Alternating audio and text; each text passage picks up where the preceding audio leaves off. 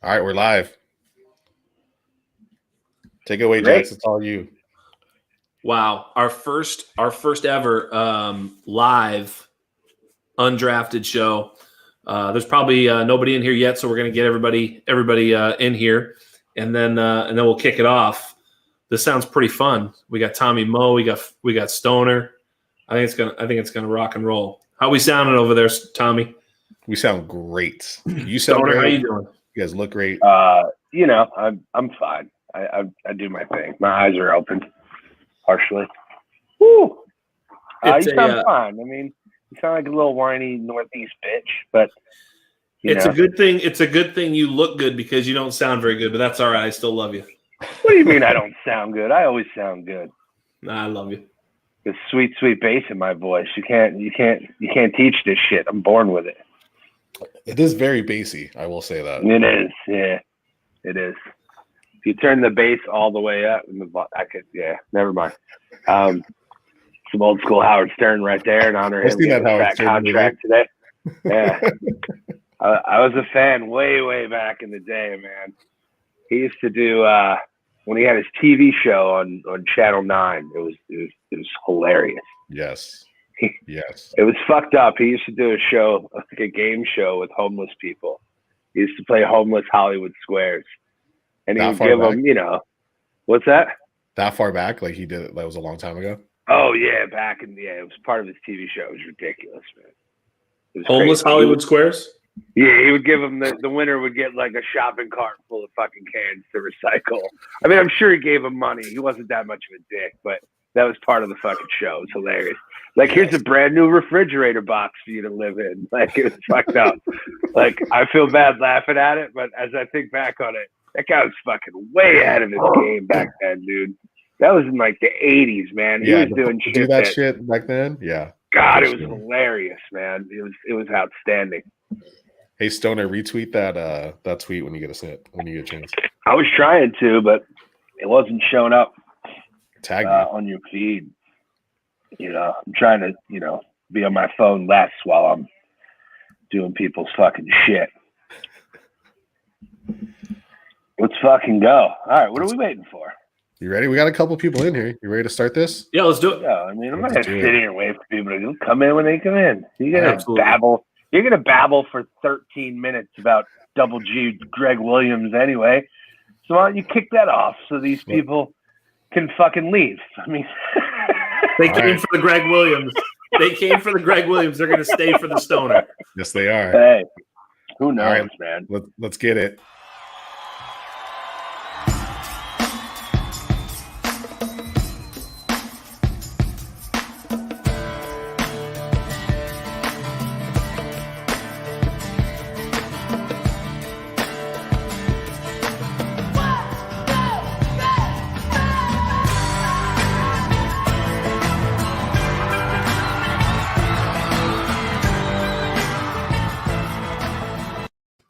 Oh, that intro, baby, every time. So good. Straight like fire. Well, welcome to the Undrafted, a Dynasty Game Theory podcast brought to you by, of course, the Undroppables. I am your host, Scott Boulanger, a.k.a. Jax Falcone at Dino Game Theory, and I am ready to go today. We are live, so this podcast will be sort of a little bit more janky, I think. Full of errors.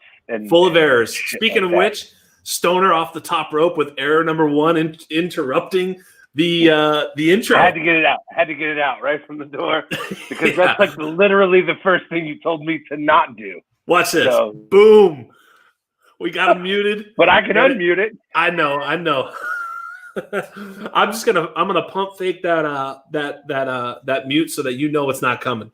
But in any event, you guys can hear that we've got Stoner in the building. You can see for sure that we've got Stoner in the building.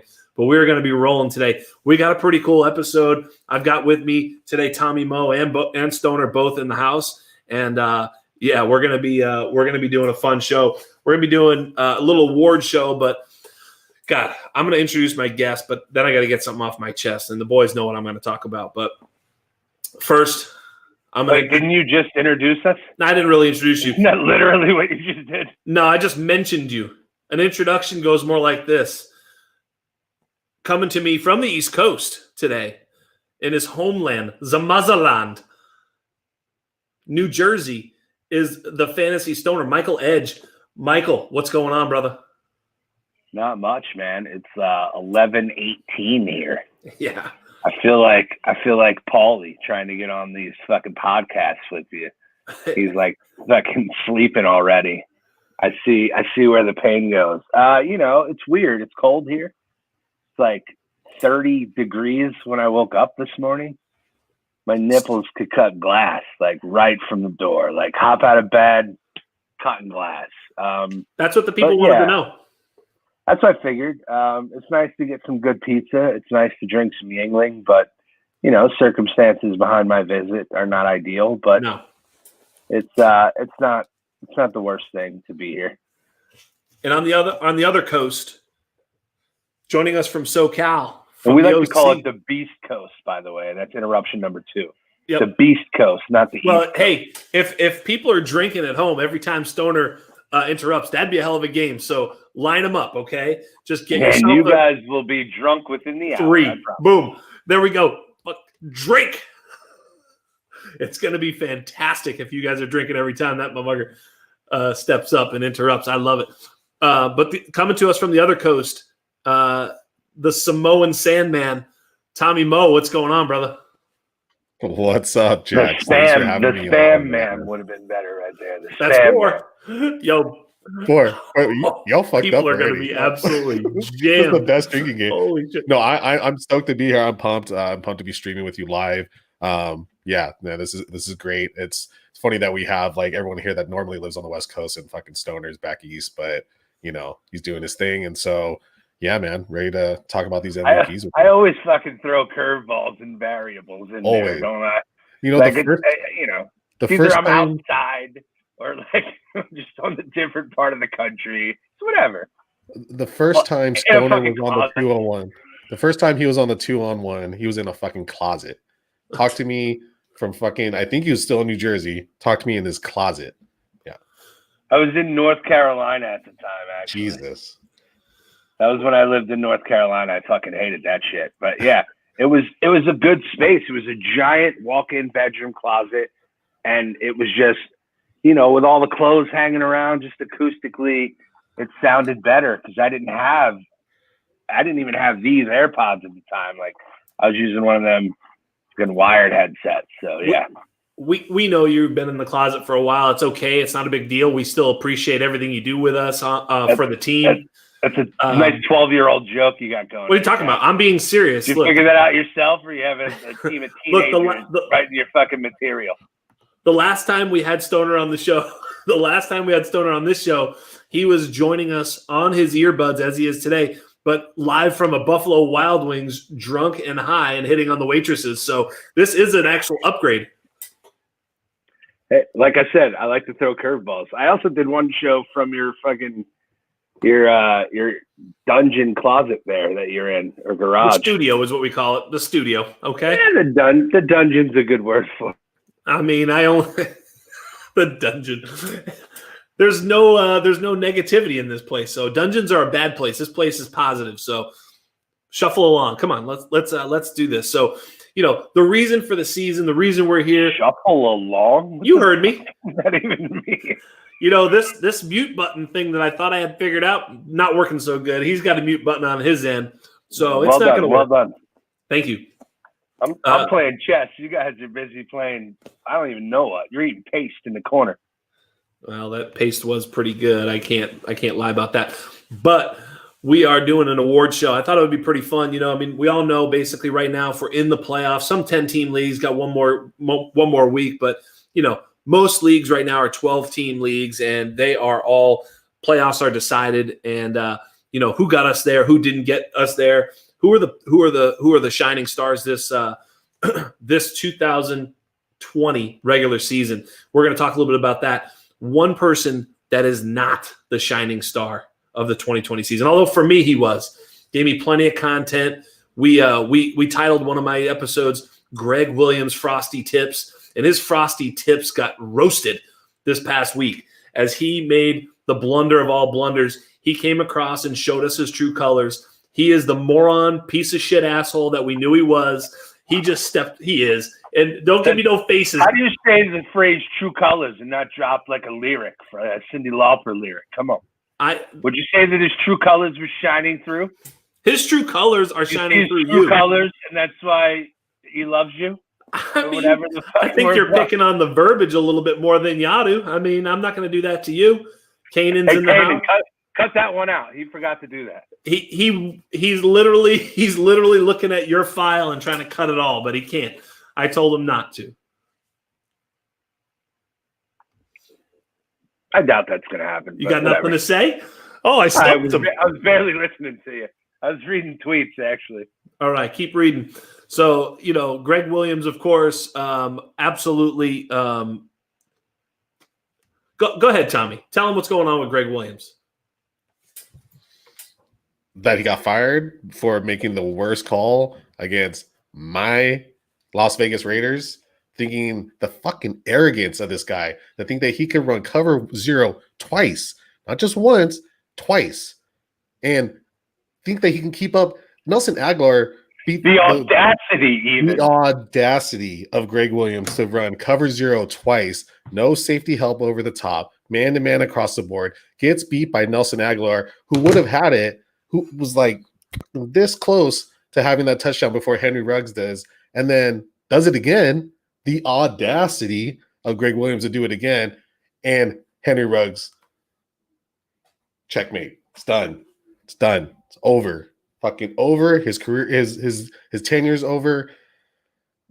Apparently he's getting talks from people about being a head coach, and I mean, after Bountygate happened at the New Orleans Saints, I still kind of stuck up for him, but I'm over. I mean, that guy, that was a terrible call. Unless he's trying to tank for himself, no self-respecting defensive coordinator is going to make a call like that. It's going to even attempt to tank, no matter what the team's trying to do. That's the thing though. Then they played tough the whole game. The whole game. I find it hard to believe that you're going to be in the game for 59 minutes and 47 seconds. Yeah. And then shit to bed at the end. It was a terrible call. Don't get it twisted. I know Jax is ready to dig into Greg Williams. His blood was boiling. He had to sit back a little bit and take some wine to get the blood pressure down, because he's been talking about Double G Greg for quite some time. We got receipts. He's got the receipts. I think it's time that you and I, Tommy, sit back and let Jax give us a little bit of his true colors, true thoughts about Mr. Williams here. Well, look, he's I heard a lot of people talking about how it might have been on purpose and all that sort of thing. And, Tommy and actually Stoner, all three of us have been in locker rooms, but Tommy's played at the highest level compared to what we've done. And, we know those guys were battling. They played the Vegas Raiders tough. They were in that game. They both had 30 points. I don't remember what the final score was, 34-31 or something like that, So, but they had them. I couldn't even believe my eyes when I saw the play call. I literally, it made no sense. It was 11 seconds left. They're 50 yards away or whatever they were from the end zone. It is the easiest call in the world to make. I mean, it's just literally you line up 4 guys on the goal line. You rush 3 or 4. You play a little soft man, and the game is over. I mean, it's easy. It's the easiest call. The call. It ends the game. There's no way to beat that defense, and if it does, it's the most fluky thing in the world. Instead, he calls literally the only defense that they could score against. Like the only one they could score against. And that's this guy's attitude. He was such a dick when he was in New Orleans. He's the one who basically brought about Bountygate. We all know that Sean Payton took the heat for that, but we all know deep in our hearts that was all Greg Williams' asshole locker room decorum, getting these guys all fired up and talking about taking guys' heads off and paying a bounty and all that stuff. He was a dick then. He was a dick when he was on, the HBO show. What the hell's the name of it? Hard Knocks. Hard Knocks, and he was such a dick. I mean, he was telling everybody how he had 12 jobs, but he turned them down just to be here because he loves them. He didn't have no 12 jobs. He's a piece of shit. Fake hair, fake glasses, fake fucking everything. And you know what? Fake defensive coordinator and good riddance. the only good thing that Greg Williams has ever done in his life is help the Jets get Trevor Lawrence. So he can just ride off into the sunset, and he is now shoved off the bridge. Mike Gesicki, scuba gear and all, back up on top of the bridge. And, hey, he had a pretty good game. He clearly was wearing a parachute. Mike Gesicki had a parachute on. He was base jumping when you threw him off. Absolutely.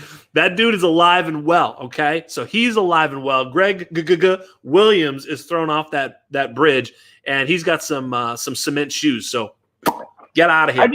I always found it interesting that when the teams like Atlanta did it a lot, where they throw Julio Jones back there at the goal line.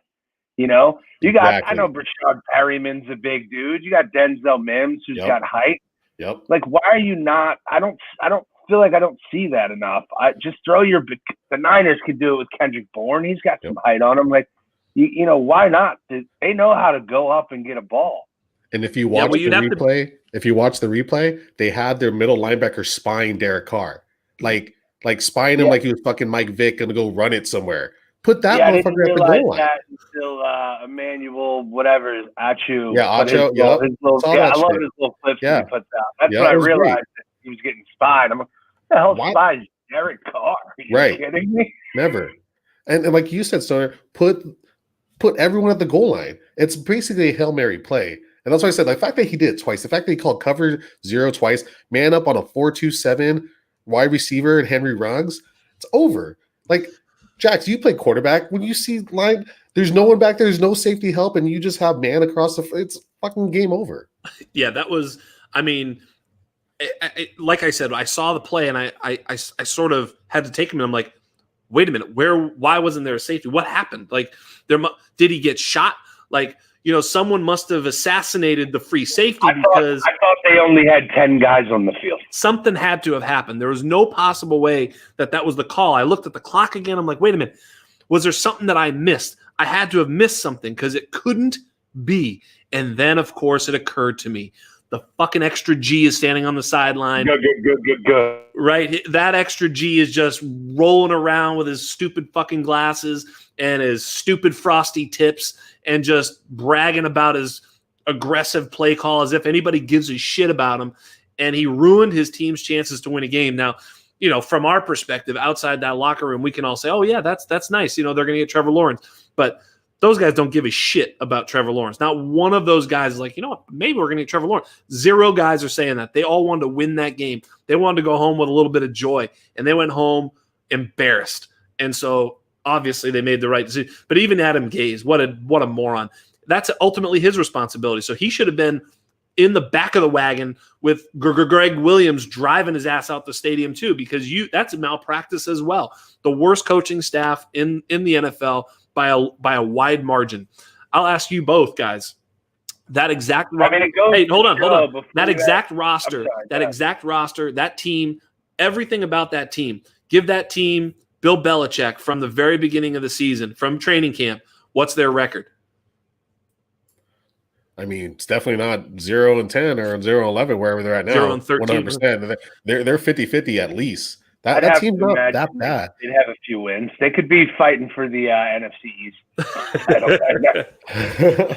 But also, like, how, you wasted Le'Veon Bell. Yeah, you didn't like that you had a running back that was paid that much and whatever, but it's Le'Veon Bell. Like, how do you just waste that talent and give him away to the Chiefs basically for free? For nothing. And then Sam Darnold's good. Ty Johnson's good as a backup. Frank Gore's there as a back. Like, Denzel Mims, Jax, I mean, you've been on Denzel Mims forever. So they have the talent. And no football player from Pop Warner to the NFL. Chris Herndon, though. Chris Herndon. He's alive, right? But but no football player from Pop Warner to the NFL wants to go 0-16. No. 0. Not one. It goes on your personal record. 100%. That will be in the annals of NFL history forever that you went 0-16 and they had a shot. And as a Raider fan, I was ready to jump myself off the bridge. You don't tank a game if you're on the field either. What's Herm Edwards say? Play to win. You play the game to win. Those games, I mean, those teams that are tanking in the front office and the coaching staff by making shitty fucking decisions. That's where the tanking comes. It's not those dudes on the field. But yeah, I thought they had 10 players on the field, and it goes to show that, I mean, if you got Derek Carr, who's a shitty professional quarterback, I know Tommy's going to like me saying that. He's not the best quarterback in the NFL, but he's still a pro quarterback. I mean, He's not the worst either. No. Right, but if you make a mistake, a professional is going to take advantage of that. And fuck, Ruggs shook the shit out of that guy and ended up in the end zone. I mean, what do you want? It happens all the time. The funniest thing about that is play Madden, like it happens. I was tilting so hard on how bad Henry Ruggs was playing and how bad of that decision that was for the Raiders organization to draft him. Went on to my personal account on Raiders Twitter and started talking mad shit. Started talking mad shit on Grizz NFL. And I'll fucking talk shit on you here because all you do is just talk shit back. So went and talked shit on Grizz NFL about how that was the worst decision and how I hate him for his arrogance and how he thought that was a good decision. And then Ruggs did that. So I had to like just tuck my tail, walk back, and be like, still stupid decision. You buy a jersey afterwards? Oh, totally, yeah. No, I can't buy current players' jerseys because then they'll get cut or something. It's happened. And that's bad for him too. Like, God forbid they lose to the Jets. I mean, I don't think he would have not lived that one down for quite some time, my friend. I mean, they did lose to the Jets, and they got bailed out. But at the end of the day, the NFL is a funny league. I mean, Seattle loses to the Giants, Pittsburgh loses at home. Both teams lost at home to the Redskins, their football team, whatever the hell you want to call them. The Washington football program. I like to refer to them as because they look like a college team. But let's move on to another NFC East team, the Philadelphia Eagles. And so obviously pretty big news, and I did want to touch on it. I know we want to get right into our awards, but this one I wanted to hit on real quick, which was the Philadelphia Eagles making the active decision to, first of all, replace Carson Wentz during the game, but then during the week now, he's going to be starting the next game. I have a lot of thoughts on this, but either one of you guys want to start with where your head is at on this deal, go right ahead because I'll sort of close it up. I'll jump in here first. I think it's a necessary move, honestly. I don't think that Carson Wentz is over as an NFL quarterback, but I think his season might be shot. And it's hard to get that trust in your teammates around you if they can see that you look like a fucking deer in headlights. And, your offensive line is struggling, and at least Jalen can move a little bit and maybe make some plays with his legs, something that Carson's not really doing. I mean, true, they're not giving him the plays to get on the move and do what he does well, but I think overall, just mentally, he's done. His season's over. So I think it's the right move. Whether it's going to do anything for their offense, I can't really say. It remains to be seen. But I'm excited to see it. Fuck it. Let's go. We've seen some rookie quarterbacks do some awesome shit this year, so why not see another one? Yeah, I like Jalen Hurts a lot. I drafted him in a bunch of dynasty leagues or wherever I could, especially in the super flex leagues, based on his potential and what he could do in the future. Did I think he'd ever start this year? No. So I am surprised to see him replacing Carson Wentz. Just for not the fact that, injury. Not without an injury. Without injury too, And so, yeah, I agree with you, Stoner. I mean, Carson, there's something missing there, but there's something missing there with the team, and I'm gonna bring him up later. But Miles Sanders, you have talent out there, and you're not really using them. So, is it really just an issue with Carson Wentz? We have a couple guys in our Undroppables team, Brad Wire and Randall Kennedy, that will speak very highly of Carson and not blame it on Carson. And to some extent, I agree. Brad was on here. We were doing Unsung Heroes on Saturday. And he was talking about how that offensive line really, really is struggling, and they need to get some new guys in the draft or sign some guys. But at the same time, offensive line or not, you're not really giving your best guys the opportunities to get the ball. And like you said, Jax, with Bill Belichick, that's what he does best. He finds ways to get the guys on his team, the talented guys, to get the ball in their hands. And at the end of the day, you got to do that. So if Jalen Hurts is going to give him some opportunity to do that, and just be a little bit more dynamic, maybe it's a good thing to do. But at the same time, you just kind of sucks to see it, because it wasn't that long ago where Carson Wentz was, getting some talks for like MVP and being one of the best quarterbacks in the league. Well, not the best, just top 5, top 10 quarterback in the league. And yeah, now I think as a group for the undroppables for Dynasty, I think we have him pretty low now. Not really high on his future. He was in the top 10 for a lot of people, and now he's outside of the top 20 Easy, for yeah. most people. But I think the shitty part is I don't know what they can do with him. That cap hit is filthy. I've been saying that to you guys for weeks. I think that cap hit is just filthy. So either way, they're going to eat money. I think that some team could come in and make a sweet little deal if they can get the Eagles to eat a whole shit ton of that. But I don't know if it's worth it because it's $100 million in dead cap over the next 3 years. That contract is not team friendly. What do you think, Jax? How are you feeling about Mr. Wentz versus the rookie? I think it's a little early to start talking about trades, although we all do it right away because obviously as soon as they bring in Hurts, it's kind of like, well, what are they going to do with Wentz? They can't really have them both. And I think they can't. I mean, at the end of the day, they really can't have them both, but they're going to have them both for some period of time. It's just for how long. So they're certainly going to have them both for the rest of this year. The question is whether or not they do anything in the offseason. You mentioned it. The contract is a big deal because they can't really cut them at all because it costs them $60 million to cut him, $34 million to keep him. You do the math, pretty sure they're going to keep him. So they're definitely going to keep him. Now, trading him also brings in a big problem because, that the money has to go someplace. He's guaranteed the money. So, with trading, it happens a little bit differently. But, we're gonna see what Jalen Hurts has. I don't suspect that Jalen Hurts is going to come in and light the world on fire, mainly because of what Trav was saying on the chat, which is Doug Peterson. This team lost a lot of players. They lost their 2 tackles. They lost an all-pro guard. They lost their backup old tackle that was coming in. I mean, they lost their entire offensive line. They lost all of their skill positions, even though I think it was probably addition by subtraction with Alshon. But look, if Alshon's healthy, I guess he's good, but of course he's not healthy. They lost all their wide receivers. They lost both tight ends, for a period of time. They lost Miles Sanders for a period of time. What the hell do you want Carson Wentz to do? You watch what, the Buffalo Bills do. You watch what the New York Giants do. You watch what the New England Patriots do with inferior teams. Sometimes they'll scheme their ways to a competitive game. Washington just did it again. You have to play. I was literally just going to say Alex Smith. Yeah, you got to play a little bit different. And I watched Doug Peterson and this team, and they're playing like they're still good, like they still have this talented roster. They really needed to slow the game down, make some easier throws for Carson, and play action, like you said, get them on the move. They're just running.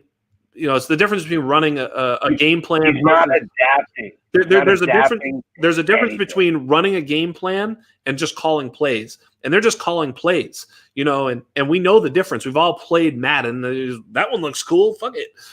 They're just kind of running their favorite stuff as opposed to trying to get themselves into a position to be competitive. So I think they're going to have some of those issues, especially if they do that same thing with Jalen Hurts. Now, they should and probably will actually change the offense just because he doesn't know as much of it. That being said, what's that? I was reading Tommy's tweet about 9 interruptions. I think this makes 10. So yeah.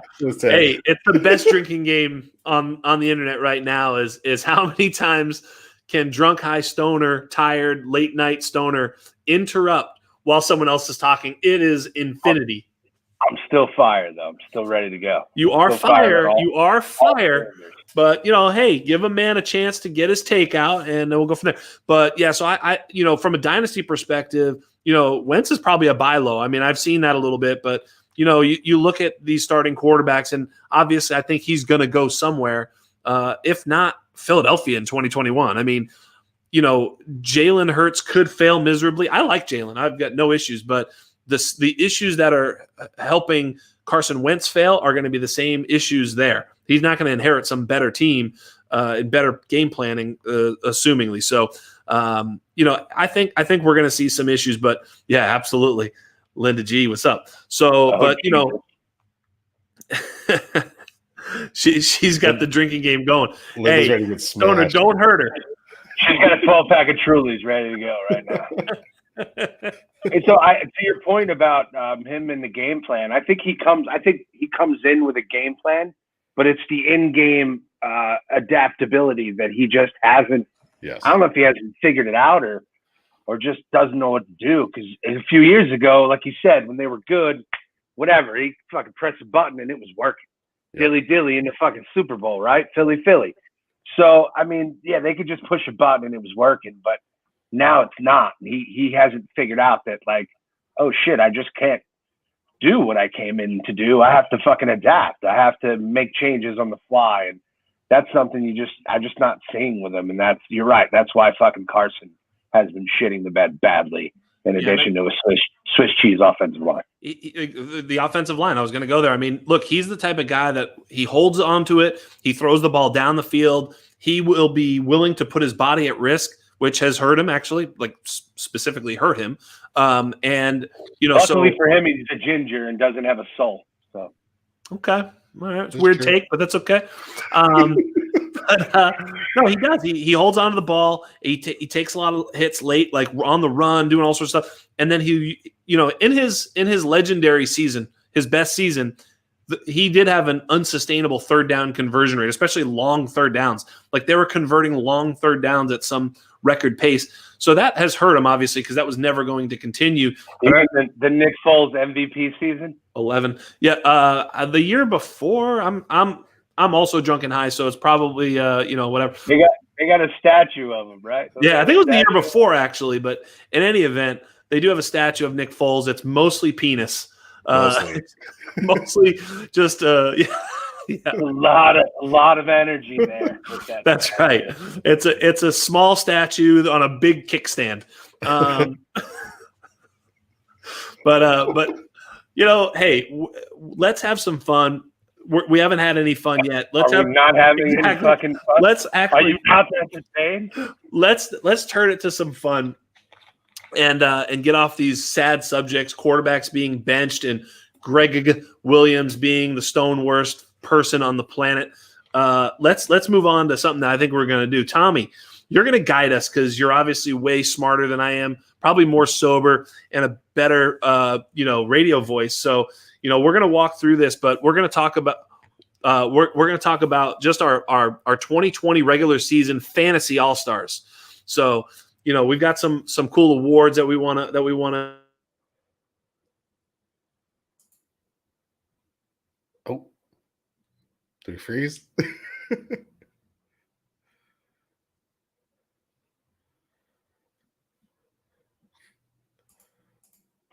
Well, technically, why is my mic here in the live stream? Did he just freeze on a live stream and mute my mic in the meantime? I wasn't even saying anything. What is this guy even doing? We were totally frozen. Hey, Kaden, you're gonna have to edit that one out of the podcast, buddy. Yeah, that's funny. Hey, where's the extra meat down the bottom? Can we get that? Got you. Where's Got Jax, you, bro. Got you, bro. Hey, make sure. Oh, there it is. Besides Monkey Knife Fight, all right, Jax is gonna need to log back in. Besides Monkey Knife Fight, we're running a promo with Chipotle right now. So just head on over to your local Chipotle and based on burrito gate. UND, get 50% off your Chipotle burrito and 20% off when you order extra meat. So make sure. And don't forget to check out Brad's Chipotle hack. That shit was money. Did you see that? He got 2 burritos for $9. Hey, it's all about the lifestyle content here at Undroppables too. There he is, my man. Hey, internet connection failure. I'm so sorry. I think he's got the dial-up. Somebody tried to make a phone call. Yeah. So the official count on that is Stoner interruptions 11. My internet connection 1. Yep. So I think 12 is probably close. You're a winner. That's right.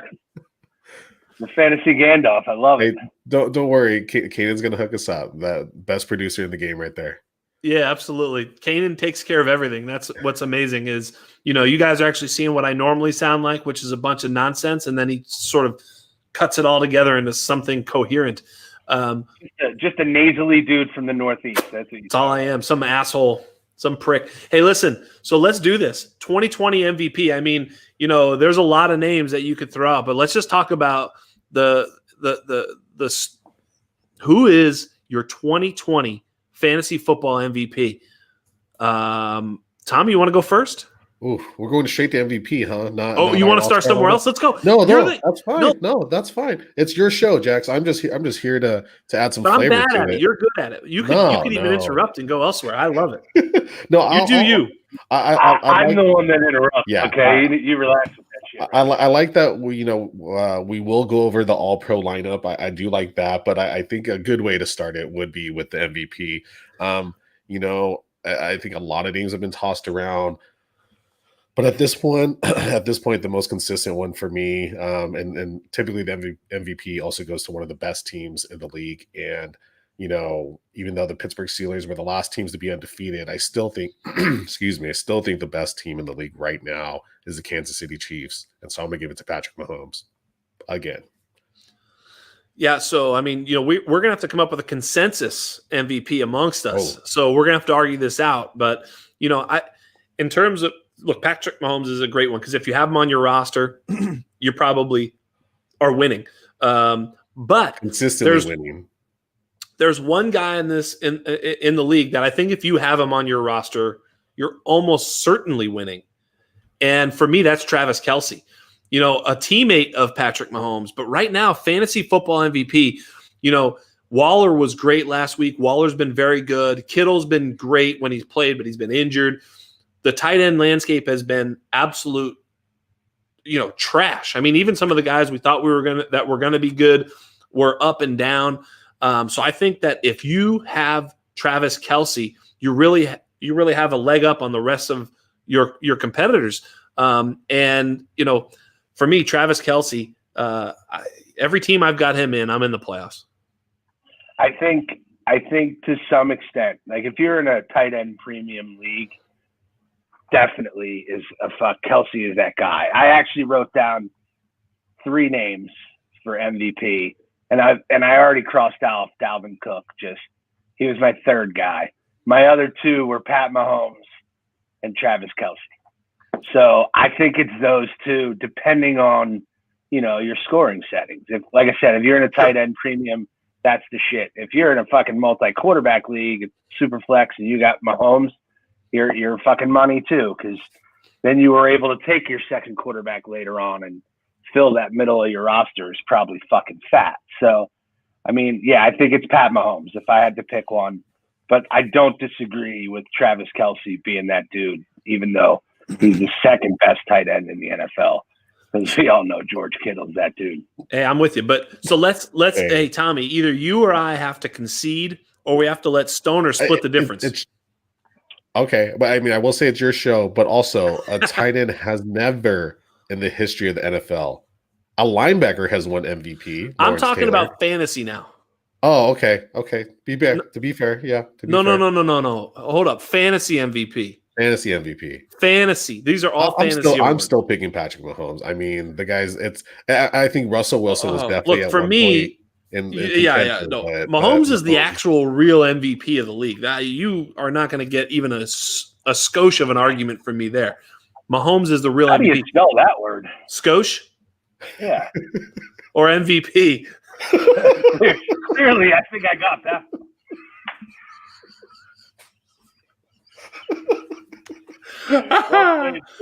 Well, that's why I get paid the big bucks, folks, right there. But no, I mean, I think Mahomes is whiskey. It sounds like a shot of whiskey. Yeah, take some. Yeah, we get some of that skosh over there. Yeah, he has the most. He has the most fantasy points in the league right now. I mean, yeah. What about Mahomes? It's Mahomes, dude. But if you're getting 2 points per reception in a fucking tight end league, now all of a sudden it might be Kelce because he's crushing everybody else too. Yeah. So I could argue. I could be happy with either one, but I with Tommy, I pick Mahomes. I just think at the end of the day, and you guys can take over my show and put me in the corner. It's fine. But listen, let me just tell you. We've already done this. Yeah, no, J-Rob's coming up, and he's going to win an award, maybe 2 or 3. MVP. Huh? Not for MVP, though. No, he's not winning MVP. Although he is kind of a league winner, and we're going to get there because he could be that type of player. But for me, if you have Cook, Dalvin, Kamara, Henry, those guys are all great. But at the end of the day, that difference maker at the position is Kelsey. He's just so much better. That sort of VORP, that value over replacement player, he is just so much better. If you have Mahomes, you could be going up weekly against Kyler Murray, Russell Wilson, other quarterbacks who put up good numbers. Herbert's been great up until last week or so. So there's been quarterbacks who've kind of held up to him, but there hasn't been any tight end that has even come close to what Kelsey's done. But so we'll go ahead and give it to Patrick Mahomes. I can see I'm not going to move you guys off this. I think it's your show, and you should be on record. You should be on record saying Travis Kelce is a fantasy football MVP. I am on record. I just said it. Yeah, no, I think that's what should it be. I also think that it's interesting that you pick a guy that catches passes thrown by the guy that we picked as your MVP. But hey, that's cute. Go ahead. It is cute. And Ty Hill did not get mentioned, but he also has been pretty dope. I mean, Devontae Adams is another one. I mean, there's a lot of guys that we could look at. Devontae was a guy for me. Those two will show up in the All-Pro lineup for sure. Absolutely. But Devontae was a player that I looked at as sort of that MVP too. I mean, if he hadn't missed games, I think he probably would have been, because I think he's also the type of guy that changes everything. And Linda pointing out that she's got both Wilson and Mahomes and you can't fucking win them all, Linda. Sorry. I know, but the point of the matter, and I think the point she's making, is that he's not necessarily a league winner. A lot of times everybody gets points from the quarterback position, but when you're going up against a team and you have 30 from your tight end position, it's a tough hill to climb. So in any event, I'm with you guys. Tommy, you're going to take the show over. So which direction we go? Follow up question for Kelsey. Go for it. How early is he taken in redraft next year? See, that's or even in a startup. Yeah, I mean, for me, in Scott Fishbowl especially, scoring with the tight end so valued. I mean, it's easily he's easily a first round pick in something like the Scott Fishbowl. But is that going to translate to the rest of the the rest of the world playing fantasy football? And really needs to be in consideration, because for how many years, I need to check, but for how many years he's been a top 10 receiver, as far as point scorer. So, I mean, 5,000 yard seasons in a row, right? It's unbelievable. So it needs to be in the consideration. And if you're in a tight end premium league, I mean, he's easily a first round pick. Yeah, for sure. And startup is difficult, but give me all the Kelsey right there. Man. I know what you're doing there with the double Kelsey dick. But what I was going to say is, with Kelsey in a startup, it's kind of the same reason why you even kind of shy away from him in a non-tight end premium redraft, is because of what happened to Kittle and some of these other tight ends. They can get hurt very easily. That's a violent position. They've got to block guys like Tommy Moe up there, That's right. So Tommy, which direction are we going in next? Which one you got for us?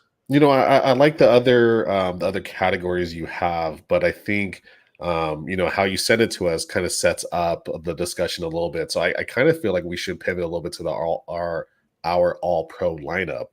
I love it. And get to the quarterback, start at the quarterback position for, first team all-pro for you guys. Yeah. So again, this is now, remember, Tommy, as well, this is a fantasy all-pro, right? So I would imagine there's some overlapping, but look, all-pro, quarterback, I'm with you, man. You got to just put we got Linda just telling us what's up. Just keep drinking the Trulies, Linda. Yeah, just keep drinking. But I think it's Mahomes. I mean, honorable mention, you got to look at Kyler Murray, Russell Wilson, Aaron Rodgers. Wow. But for me, it's such a set it and forget it with Mahomes. Like, whatever league you have him in. I'm in a dynasty league where I have Mahomes and I don't even have a backup. In a dynasty league, I don't really who cares? If he goes down, I'm losing anyway. I'll make a trade. I'll figure it out. I'm playing him every single week. I stream some jerk off for the bye week this year. Doesn't matter. Mahomes all the way. So obviously one quarterback league, but but yeah. Derek Carr, the jerk off? Yes, it was. I think I did start Derek Carr. No, I'm joking, Tommy. Don't let him do that to you. But Okay. that's how good he is. And I think almost any other quarterback in the league, if I had rostered, I wouldn't be in that position. I wouldn't feel so brazen. But even last year when he got hurt, he kind of like his kneecap fell off and he was like, yeah, put that fucking thing back. Fine. I am fine. That kneecap I'm it. sure it goes right back into position or whatever. And that's just how he rolls. That dude is just absolute money. Yeah, I think Patrick Mahomes is a great selection. And the reason I wanted to pivot because I didn't put Patrick Mahomes here in this quarterback spot because I had him as my MVP candidate. So I'm kind of using our setup a little bit differently. And so for quarterback, I actually have Russell Wilson as my first team All-Pro quarterback because I didn't want to double dip anywhere with any of the guys that we have listed. And so Russell Wilson, I mean, again, was having a nice MVP season. Still great, still doing really well. It just happens to be that, Patrick Mahomes is consistently doing a little bit better, but Russell Wilson, it just he's crushing it this year, and I don't think we should forget how dominant he was for however many weeks of the season. The problem with Russ for me is the last few weeks when you needed him most, when you needed those wins, he's shit the bed, and Patrick Mahomes is not. So I also have chosen Patrick Mahomes as my quarterback du jour. That was an easy one for me, I think. No, you're good. You're allowed to interrupt. I was on for Jax. Drink twice when Jax interrupts me. That was an easy one for me because fuck Russell Wilson. Also, he's still a virgin. Yes, I don't know if that's true. Problem with that if that's your choice. It's cool. I mean, he's only had like marital sex, which kind of makes him a virgin because we all know that's the worst sex. So if he's had sex, it's like with a sheet with a hole through it. Yeah, absolutely. He's had the most boring sex for sure. Glory hole. Yeah, I mean, here's a millionaire who just should be doing it right, and you're right, Stoner. He's completely shit the bed. Not literally, Odell. Not literally. All right. Odell's running right over with bad. He's like, what? Oh man, ACL feels better. I told you this.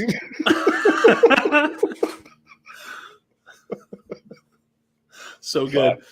So now we gotta, just smooth transition from pooping in a bed to our two favorite running backs this year. It's gonna be hard to thin it down to two because I think when you look at it, it's like kind of like Derrick Henry, Alvin Kamara, Dalvin Cook. I don't really think there's very much more there. But who gets that number one running back position? Go ahead, Stoner. It's funny you said that. I have Dalvin Cook.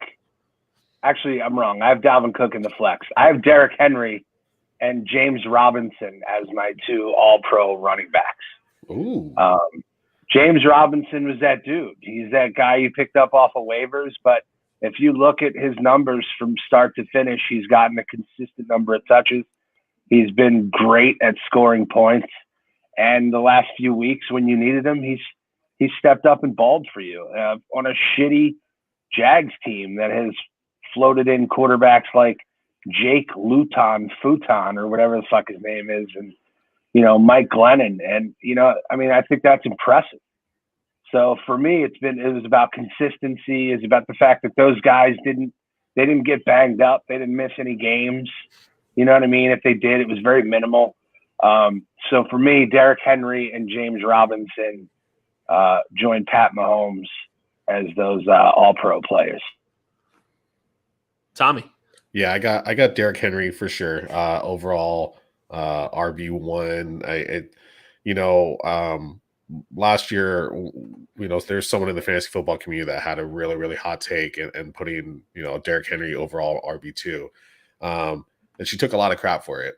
And to be honest, that was the one take that made me give her props, and that was, Kate Madzuk from Ball Blast. And so ever since then, I was all in on Derrick Henry, and he's proved it. He's proved it again this year. He showed up and he's balled out, and he's consistently balled out. Last week's game was, it is what it is. But we're in December now, and that's when he's like really going to turn it on and get red hot. So yeah, definitely Derrick Henry for me. Have him in my long running home league and fucking crushing it.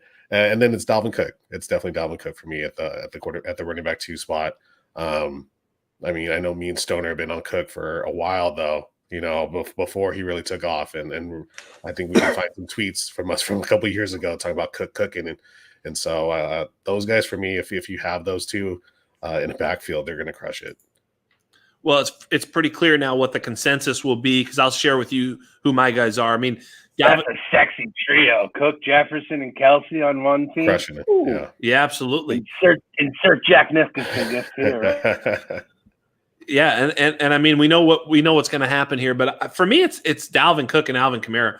I mean, lest we forget, Alvin Kamara was basically just winning you weeks, week after week after week. He also has that sort of receiving floor that Derrick Henry doesn't necessarily give you. When Derrick Henry really flops, he really does. Now, obviously, these last couple of games with Taysom Hill have hurt Kamara's stock a little bit because of the scheme they run with Taysom.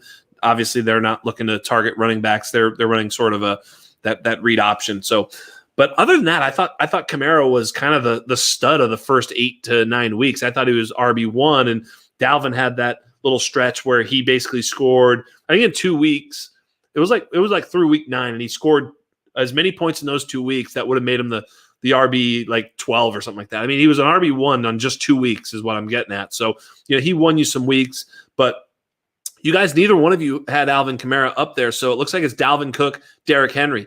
So, if we've got Kamara I have a Kamara in a different spot. So I know you're not going to forget my boy, but I actually thought that one was kind of easy for me. For me, it was just Cook, Kamara, boom, put him in there. Like, if you got Mahomes, Cook, Kamara, to me, that's right where you want to be. But I think this is probably where it starts to get a little bit more interesting. And I think this is probably a slam dunk. I'd be surprised if you guys don't have the exact same 3 answers as I do, but who knows? So let's hear it. Tommy, we're going to start with you.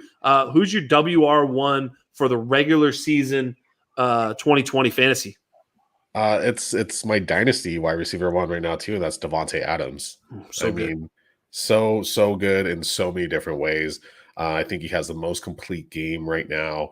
I've always been a Michael Thomas fan, and I'm not gonna hate on Slam Boy too hard this year just because of his performance, but Davante Adams, man, he's got it all. He's got all the tools, and you just can't deny him. And he mushed freaking Darius Slay's face, last week, and got that touchdown. Got Aaron Rodgers' 400th touchdown, and he they rely on him. They didn't draft anyone because they're like, oh, we got Davante Adams, he'll do everything, and then picked up, found a way to get Robert Tonyan to be relevant. And so, yeah, Davante Adams is just crushing it this year, and he's definitely my wide receiver 1. Give me Tyreek Hill. I mean, I don't disagree that Adams is that dude. Love him, but give me Tyreek. I think he's been consistent. I think one game he probably had one really bad game this year, and you're playing on the top scoring offense in the league with the best quarterback in the history of the world. I mean, shit, he had 13 catches for 269 yards and 3 touchdowns in that juicy game against Tampa Bay. I mean, he is kind of a prick. That backflip was kind of douchey. He might be a horrible human being, but at the end of the day, he's a pretty good player. So I also have Adams. Yeah, I also had Adams in there as one of my wide receivers, and Tyreek Hill is my second wide receiver. And Jax, you probably can. If you name the third one, I'm going to assume that 2 of us, if not all 3 of us, have this guy. So, what do you got? There's no way anyone has my same wide receiver 3, though. I'll guarantee that. Wow, I want to guess who you have then, but look, for me, just circling back, I think obviously we do have. I think if you want. Okay, cool. I think all 3 of us have. It sounds like all 3 of us have Davante. Is that 13? Keep drinking, Linda. This is going to get a little weird. We're gonna be sued. Someone's gonna have alcohol poisoning. No, it's all good.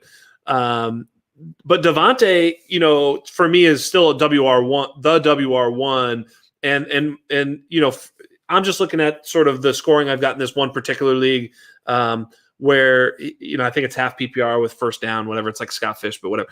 But in 12 games, of Tyreek Hill, Devontae Adams is only 13 points behind Tyreek Hill with 10 games played. I mean, he missed those 2 games. He kind of got hurt in game 2 there, put up a stinker. So, I mean, he's just been averaging nearly 25 points per game.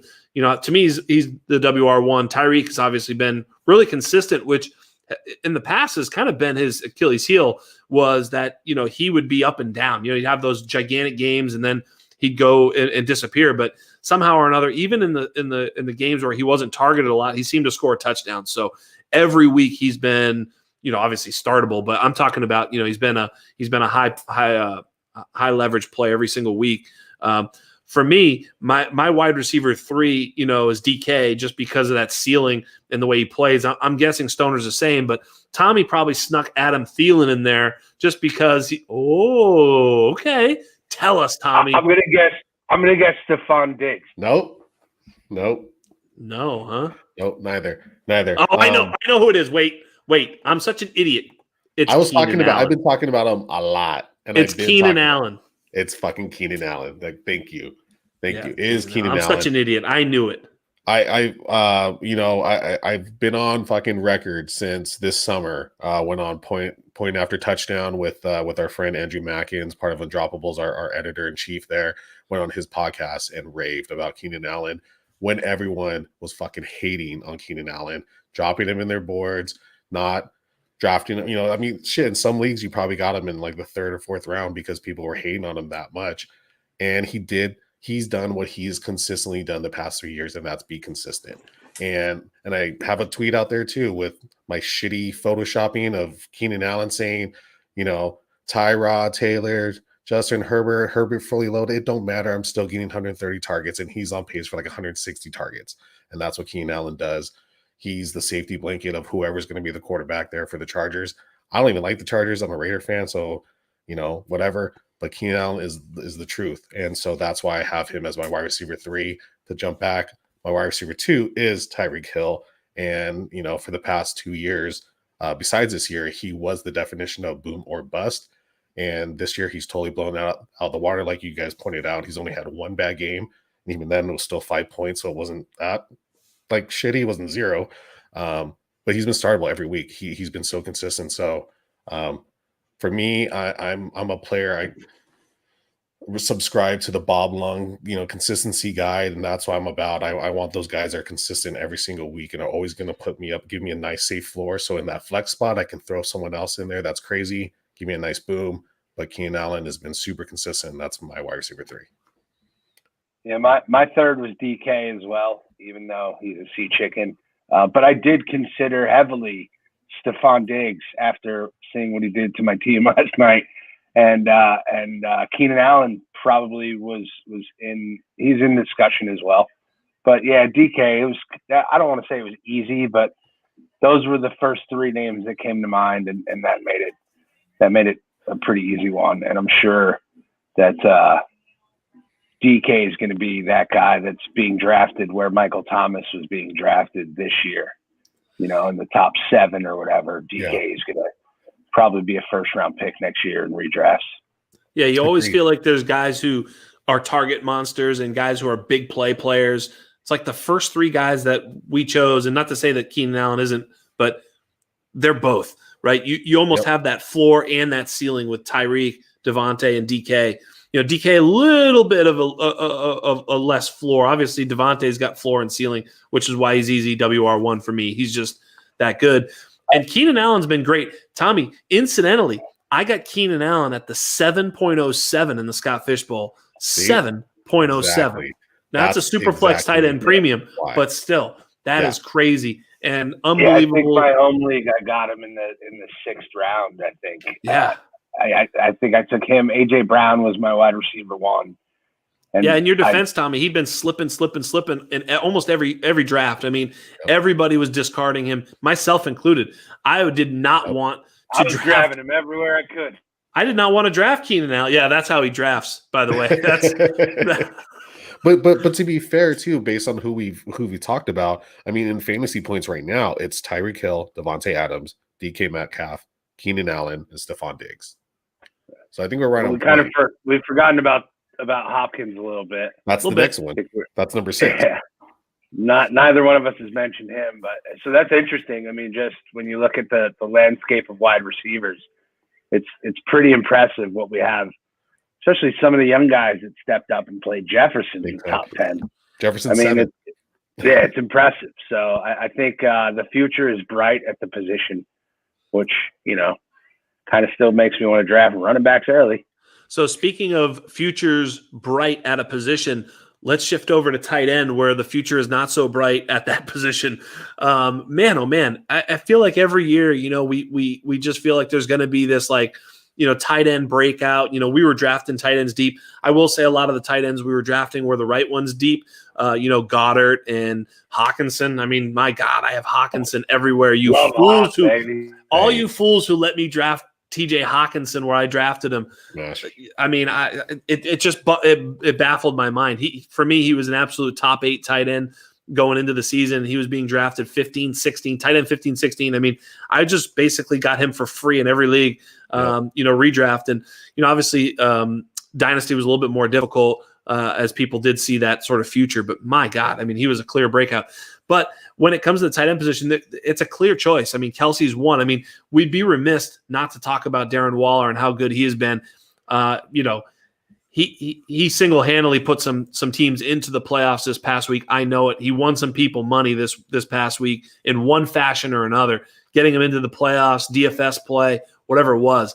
Darren Waller went off. Another reason why Greg Williams is the stone worst defensive coordinator ever. It's like you walk into that game, you're like, all right, guys, what should we do? I don't know. Take away that guy, No, just let him go for 17 targets, 13 catches, 200 yards, 2 touches. That'll be fine. Yeah. It's like they didn't even watch the Patriots game film and think about, hey, maybe that's a good idea. Took him away. Stop the best fucking player on the team because Josh Jacobs ain't playing, so you don't have to worry about Josh Jacobs and just fucking stop Darren Waller. But yeah, that's why he's fired. That's right. And so, I mean, really, it's not even a conversation between. Stop it. I know that Jarwin. I love Jarwin. Put that up for me. That's me and Linda's boy right there. I was all over Jarwin this offseason too. So Linda's right on the money. How did you get all over Jarwin? Linda was all over Jarwin. There's nobody that loves Blake more than. I'm not trying to hold over her. She can have the pole position, if you will. You know all about the pole position, don't you? Stoner. He's muted. All of a sudden, he wants to be muted. I muted myself on purpose. Voluntarily muted over there. But yeah, I mean, it's so clearly Kelsey and Waller obviously is too. But let's move to those 2 flex spots. You got 2 flex spots, so that means that we've got to find a spot for a few people that I think are glaring omissions. So for me, obviously, the first guy I'm going to nominate for that flex spot is Alvin Kamara. Me too. You with me? Yep. That's my spot. Yeah, and half the reason I put Derrick Henry, Dalvin Cook up there because they're more your traditional running backs. Alvin Kamara is your not a gadget player, but I know what you mean. I think there was someone that we know that talked about how his wide receiver, his receptions were so good that they was better than most of the receivers out there. That was me. Might have been me. Oh, I think that was you. Was that me? I don't know because so many people stole the tweet, so I wasn't sure who the fuck it was. I think that was me. Good call. By the way, Chipotle deal. If you guys are watching the scroll, that's a good deal. Just use the promo code UND. That's Undroppables. We are proudly sponsored by Chipotle. Please, I'm not sure if that's please true. Show up your Chipotle. Please try to order it, please. If someone shows up and says, "No, I've got a promo code," and they just get laughed out of Chipotle, Undroppables, and I get some shit. Let's go. Honestly, just send the bill to Tommy Moe. He'll reimburse you the difference. There's just no doubt. He's got you. Yeah, like a warm blanket. Tommy's got you. Yeah, but I'll reimburse you, but you can never go to Chipotle ever again because the shit's trash. Last visit. Oh shit. So are we acknowledging that the 2 running backs that we voted in are Dalvin Cook and Derrick Henry? Yes. All right. So, yeah, my 2 flex spots would be Kamara and James Robinson. Me too. Those would be my 2 flex. You got anybody different there, Tom? You want a James Robinson argument with Stoner and I? Or are you okay with that? I am okay with that, especially because you mentioned DK Metcalf already. That's who I had at the flex. Again, I in our entire list of people you want us to talk about tonight, I did not overlap anybody, and so I'll talk about James Robinson later for me. You keep saying that. What do you want, a fucking sticker or something? He does. Yeah, like an I voted sticker. I follow the prompt from the fucking host of the show. So yeah, I want a fucking participation sticker over here for doing my job. Yeah. But I have DK Metcalf, but I have no problem if you want to put James Robinson there. I just want, I think DK Metcalf is worth it's just worth talking about because I left him off my wide receiver list. So who's so I agree. So let me just recap it. So the all-star team of 2020 is quarterback Mahomes, running back Dalvin and King Henry, wide receivers Devontae Adams, Tyreek Hill, DK Metcalf, tight end clearly Travis Kelce. Then on our flexes we have Alvin Kamara and James Robinson. Good for James Robinson. I mean, what a story. So, but now we've got our last spot for our 2020 All-Pro team, and that's our super flex spot. So basically just got to find that next guy. Doesn't even have to be a quarterback in this format. Hey, you can go in any direction you want. So in that super flex spot, you got all the players remaining. Who you got? I'm a fan of the throwing a quarterback in that position, of course. So me too. I feel like we've already stacked Mahomes with Reek and Kelce. So I'm going to throw another stack in there. I know Tommy already has Russell Wilson in there, so he's got that Russ stack. No, you have Russ. You had Russ at your quarterback. So I'm going to actually go with Aaron Rodgers to pair him with Devontae. I think Rodgers has been nothing short of amazing. I did consider a couple other people. Josh Allen was one after, again, what he did to my team last night. But I think Rodgers has been that dude. He's been pretty lights out. With him and Adams together are they're pure sex to watch. And I know Kanan's going to like that because he's all over Devontae Adams so hard right now. I know he's a Packers fan. So, yeah, it's Rodgers for me in the super flex spot. Nice. I got Kyler Murray. I've been on Kyler all year. I've been on Kyler since on the off season. It's funny that you've been on him and he can fit in your pocket. That's so crazy. He's right here. Here's Kyler. Him and Tyreek. You guys saw that. You guys saw that edit. That was fucking amazing. But no, I've been on Kyler all season. I've been regularly tweeting out that he's elite. He's making that step into the elite status of quarterbacks for fantasy. Last couple of weeks have been rough, and his fantasy playoff schedule is definitely tough. But I'm still rolling with my guy. I mean, I'm being a little bit of a homer in my home league about my picks because I got Derrick Henry and Kyler Murray over there, but they've been riding with me all year, and those are my guys. I love them. Wow. Well, that's interesting because I don't even want to tell you who I had in my super flex spot because now I'm not sure. It was between those two guys, and now I've got to choose because basically I'm the vote. The vote that changes this decision. It's so hard. I mean, Aaron Rodgers has just been just money. I mean, he has just been absolute money, and I love the idea that we're stacking with Devontae. That actually is the reason that I might actually go. Baby. That is the reason I might go in that direction. I mean, Kyler has had that rushing floor, but you know what? We're going to have a chance in 2021 when we do this show again to put Kyler in that super flex spot. I had Kyler in my super flex spot, and I am going to go with Stoner on this one because Aaron Rodgers, he's been just so good. And not only that, but his schedule down the stretch would probably let us know that he's probably going to win leagues going forward too. So I don't want to have the wrong guy going forward. So let's put the right guy in there. Let's put the Devontae Aaron Rodgers stack, which is going to absolutely crush everybody's heart and soul. And Aaron Rodgers is in that super flex spot. I love it. Updated the ticker right there, so we got it all right there. You're right. He's got Detroit, Carolina, and Tennessee the next 3 weeks. So it's gonna be bonkers. Yeah, they're lighting shit up again. So it'll be sweet for those of you that have him. He might take you to the promised land. Yeah, that stack will definitely win you some leagues right there. So I know we're not talking about kickers, but I mean, Younghoe Koo, I mean, he is killing it. He is the highest point scorer for the NFL right now, which is kind of fucking ridiculous. Yeah, I mean, yeah, kickers, dude, kickers. Cool. Yeah, he's great. He's awesome. Great story. Feel good story of the year, really. yeah, I didn't even know. I mean, yeah, Koo. So it's Koo. Let's go with Koo. Koo it is. I mean, who is. doesn't like a young ho, right? Hey, I mean, young hoes are great and Koo great. Hey, it'll be the first Korean All-Pro, right? And he was playing in the AAF last year, so I mean, give him credit, or earlier this spring. So give him credit for making it back to the league and kicking ass. You know, being one of the best players on the Atlanta Falcons right now. crushing for sure. I mean, you know, if you got him in your league and you play kickers, like money, dude. Guy's money in the bank. Yep. It's the one thing I'm still like 100% with Jake Seeley on is you know, ban all kickers. Yeah, it's tough, man, because they're so irregular and so ridiculous. But let's move along. Let's get to some of this fun the stuff. The variable with kickers is that you got to hope that the offense is good enough that they get in scoring position, but not good enough that they get in the end zone. So it's like there's just too much. There's too much of a wild card, you know? Oh, yeah. And yeah, Justin exactly. Tucker has just shit the bed this year too. So, you know, he was legit, and who knows now. Anyway, like Dallas missed 3 field goals today. Linda. You know, Linda, it's why are we talking about kickers? God damn it! Stop commenting. Yeah, Linda did this to us. Bullshit. Appreciate that.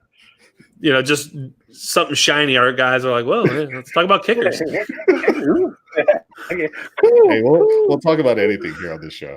That's right, Tommy. Where are we going next? We're gonna have you pick the next category because I love this. This one's one of my favorite, league winner, and I think it could mean a couple different things, and I think it's all how you take it. But you know, it could be league winner just overall for the year. This guy that you added to your team, I think, you know, someone like James Robinson could fit here. But I think it really needs to be someone that's going to win you this league that has a great fantasy playoff matchup, and that's kind of how I'm taking it. And I don't know if you guys agree or disagree with that. If Jax is still there. Jax froze again.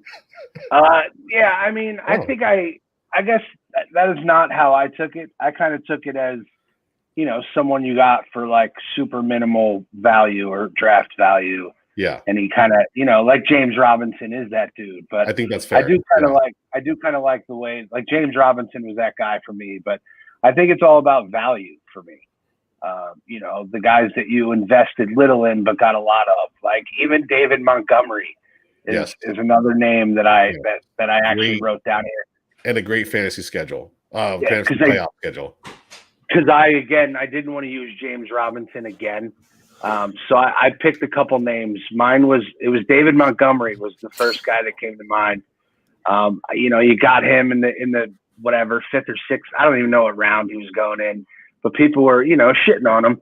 Yep. So you got him for good value, and he's currently a running back 1. Or you got him in trade because people were over it, you know? Exactly. They were shitting on him. I mean, the middle part of the season he didn't start that bad too, which is the funny thing. And people just went down on him real fast. Sure. And he's, you know, again, he's another one of those guys like Robinson playing on a team that just, I don't even know what they're doing. They don't have really an identity on offense. They do got Allen Robinson, and they can make some plays. But, yeah, for me, David Montgomery was the guy that came to mind. I know Beasley's been pumping him hard. He loves that guy, and he was pumping the other day about him being an RB1. And that's what kind of stuck out for me when I was thinking about who's the league winner. But, yeah, your mention about the schedule is spot on. He does have a nice run the next couple weeks.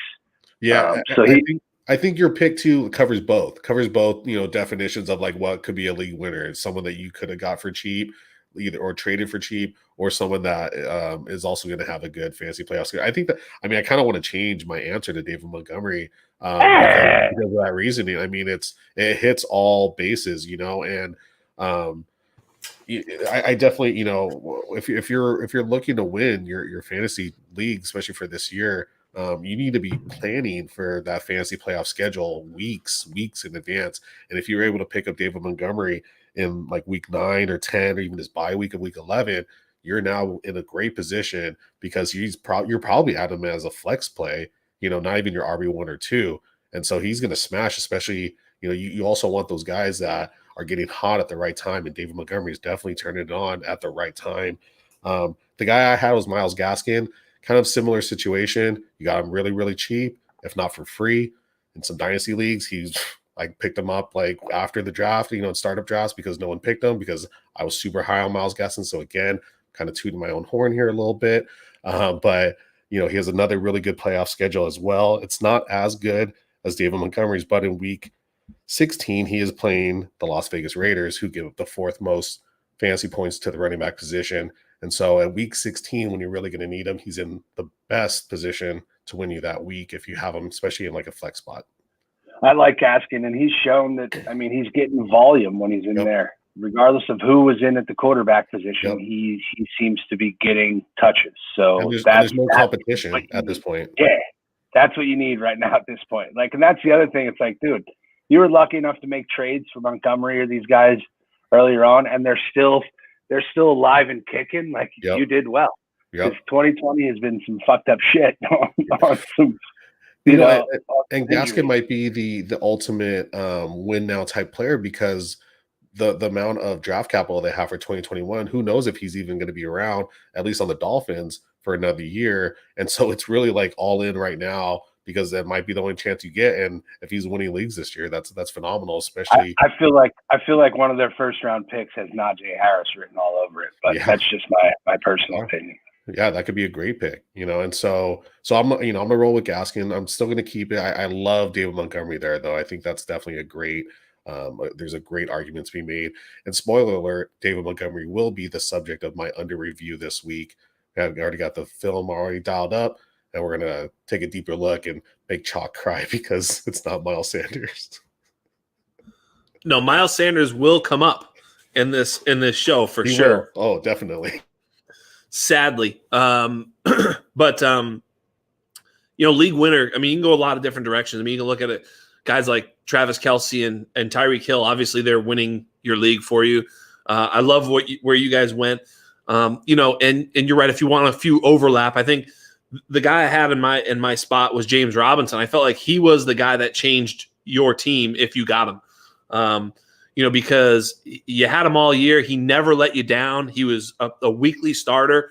It just changed your whole team because whatever your situation was, if you lost a guy like Christian McCaffrey, all of a sudden, boom, you put him in, and so, he was a tough guy for me to not put in that slot. But I love Myles Gaskin. He also helped me win a few games in a few leagues. I have starting in a number of spots, and David Montgomery, obviously, I did not have him in very many leagues because I don't think he's that good. But he was actually a pretty good value. I did draft him in a redraft league where he slipped a bit and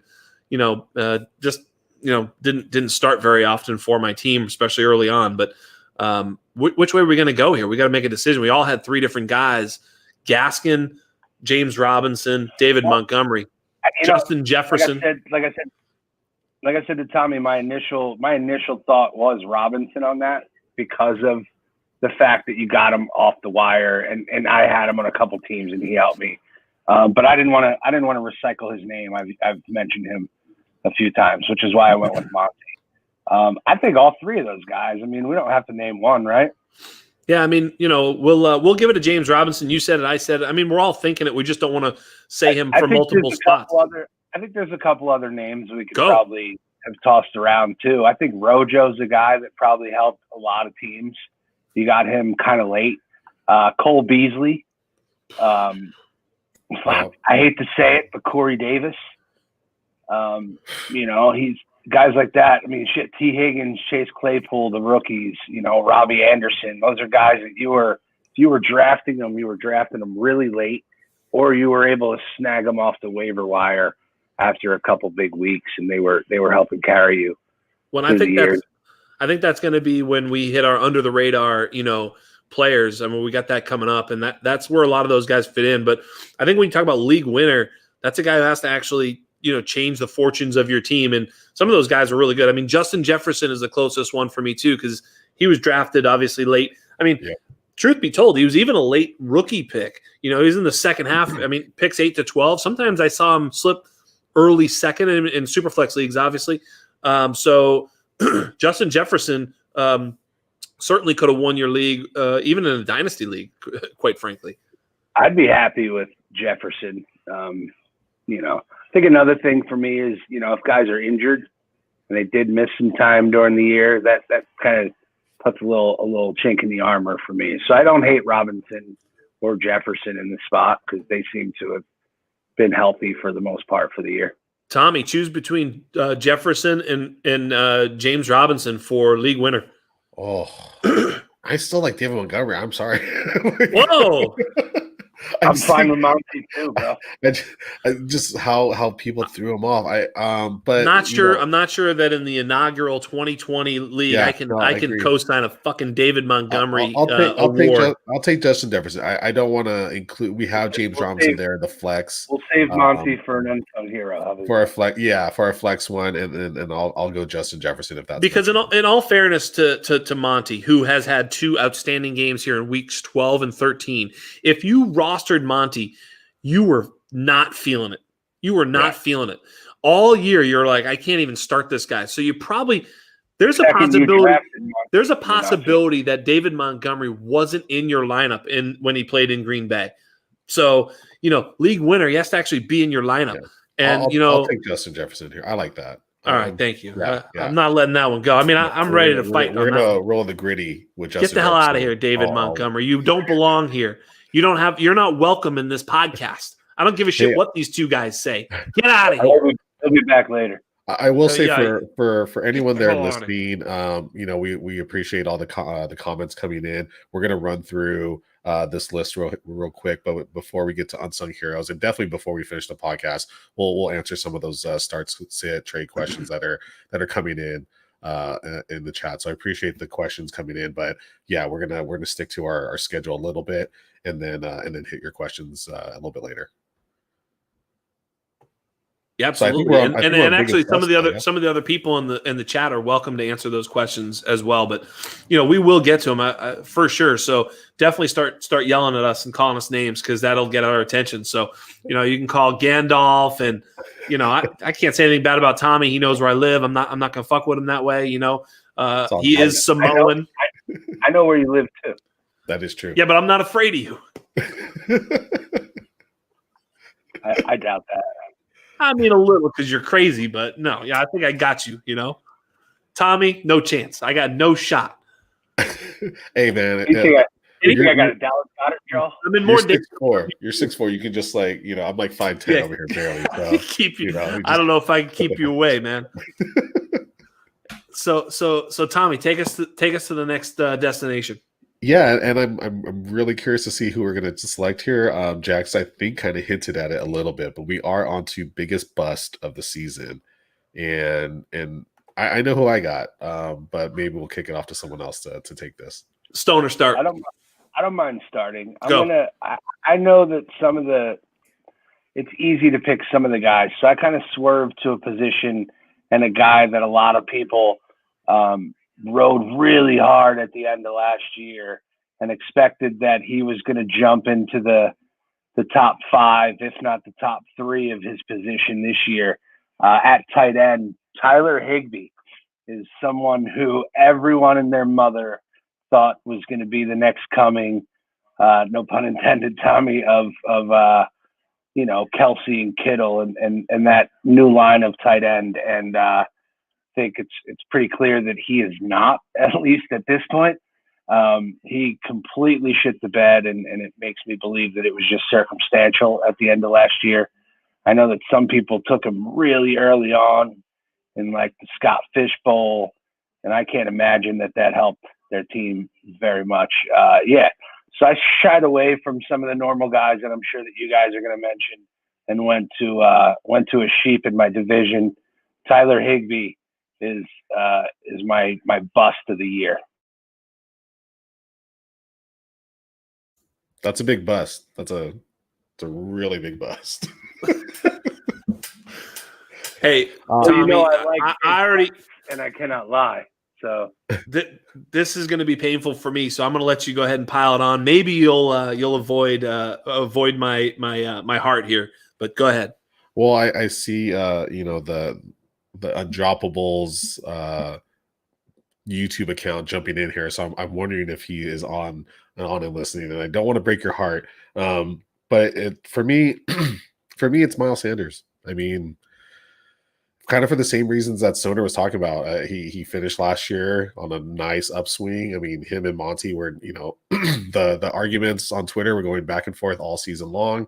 And I think, at a certain point, Monty was in that conversation as well. But for me, it's Miles Sanders without having any real significant injury. I know he missed a game or two, without any real significant injury to fall off the way he's fallen off so bad. And I know it's not completely his fault, especially as a running back, as someone that evaluates offensive line and defensive line. I know that's a big part of a running back success or failures in the league. And so, I'm not going to blame it all on him, but if someone, you're drafting Miles Sanders pretty early, hopefully not the first round, but definitely in the second, early to mid second round, you're hoping that he was going to be a stud for you this year, and he's fallen off big time. And in the draft conversation, I think CEH is up there as well a little bit, just as far as draft capital and production.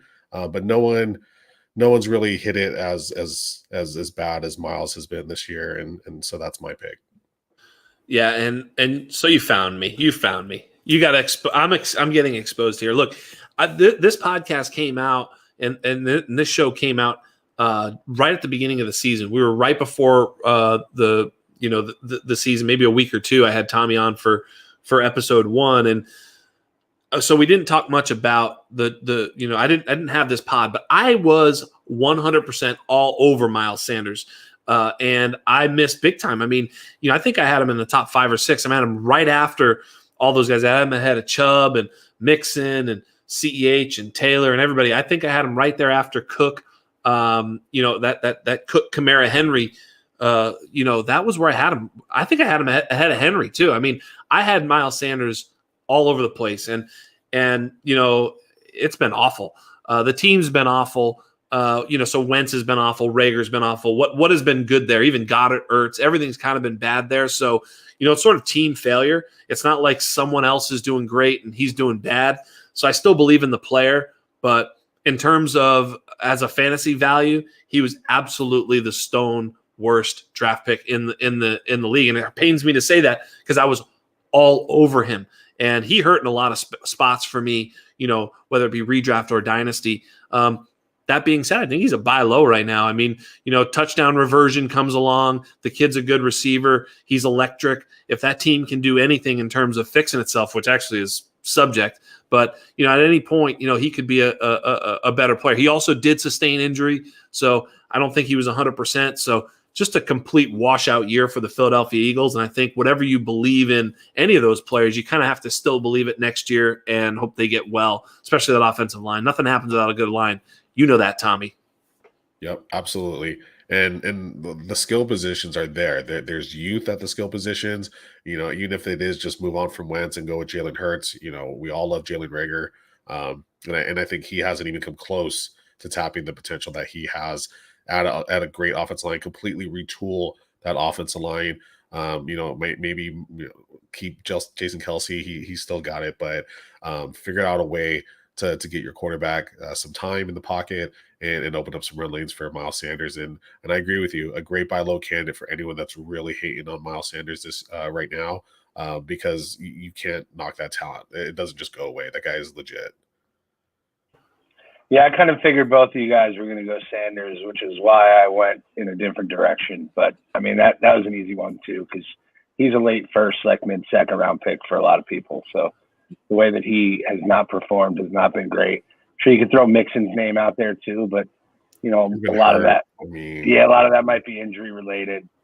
So I mean, yeah, the true MVP of 2020 is the fucking injuries, right? the injury bug. But yeah, it's pretty easily Miles Sanders. I'll switch from fucking Tyler Higbee just for you guys. Yeah, I mean, it hurts me the most. It really does, all the way around. Lots of pain. But we'll go from there. Tommy, what's next? It's definitely Miles Sanders' biggest bust. I'll take the L. Chalk's taking it with me, but we're gonna move on. We're gonna totally redeem ourselves. So next we have best waiver ad. And here for me, this is where I have put James Robinson. And again, he's going to sweep a lot of these awards, and he deserves to, right? Yeah. I mean, it's James Robinson. Robinson is the Titanic of this year's fantasy Absolutely. award. And the award goes to all that James Robinson. Oh, James Robinson. This is his third Emmy. Yeah, walk right up. Keep coming up. James Robinson's coming back up and up and up because he's going to be in best rookie. He's everywhere. I mean, his name is coming up, and for good reason. The kid is absolutely smashed. He literally has also simultaneously won the hearts of all fantasy managers, right? Like, he is the most beloved player in the league, right? Amongst fantasy gamers. Am I off here? I think he might be the most beloved player. And I think you have to consider what he does for Jacksonville in their draft strategy coming up. I mean, that right now might not be a position of concern because he's shown that he can go out and carry a workload, being drug around by shitty quarterbacks. Now imagine you put Justin Fields under center, and now he's got somebody that can make some plays, and you still got Chark, and you still got LaVishka. I mean, you got some talented young players. You were just saying about the Eagles. I mean, they have some too. Once you get a quarterback in there, why not ride the wheels off of James Robinson until his rookie contract's up? You can worry about a running back later.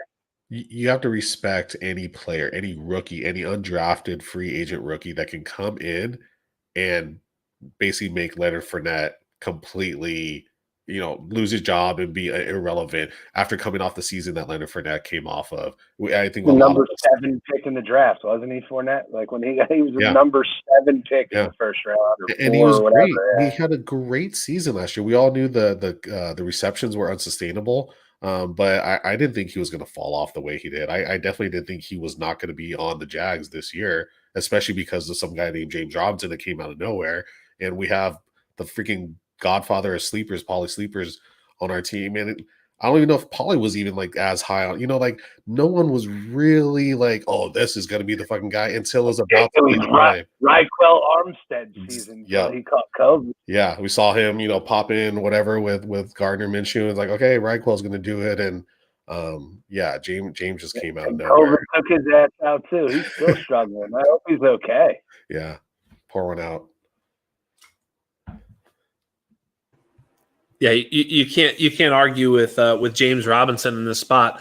A lot of people talk about Justin Jefferson, both in the chat, and I think all of us kind of feel that way too. I mean, Jefferson was certainly that guy as well.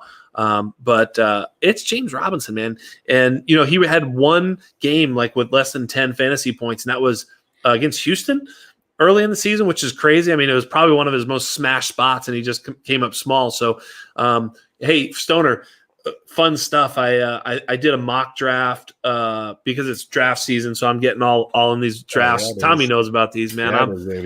I'm a nut with this shit. But so I start mocking for Jacksonville, and Jacksonville has they have 8 top 160 picks. So they have a lot of capital in the top 100 to 150 players. And they've got 2 first, they've got an early second, they've got they're going to have a lot of picks, and they're going to have the room to make a luxury pick.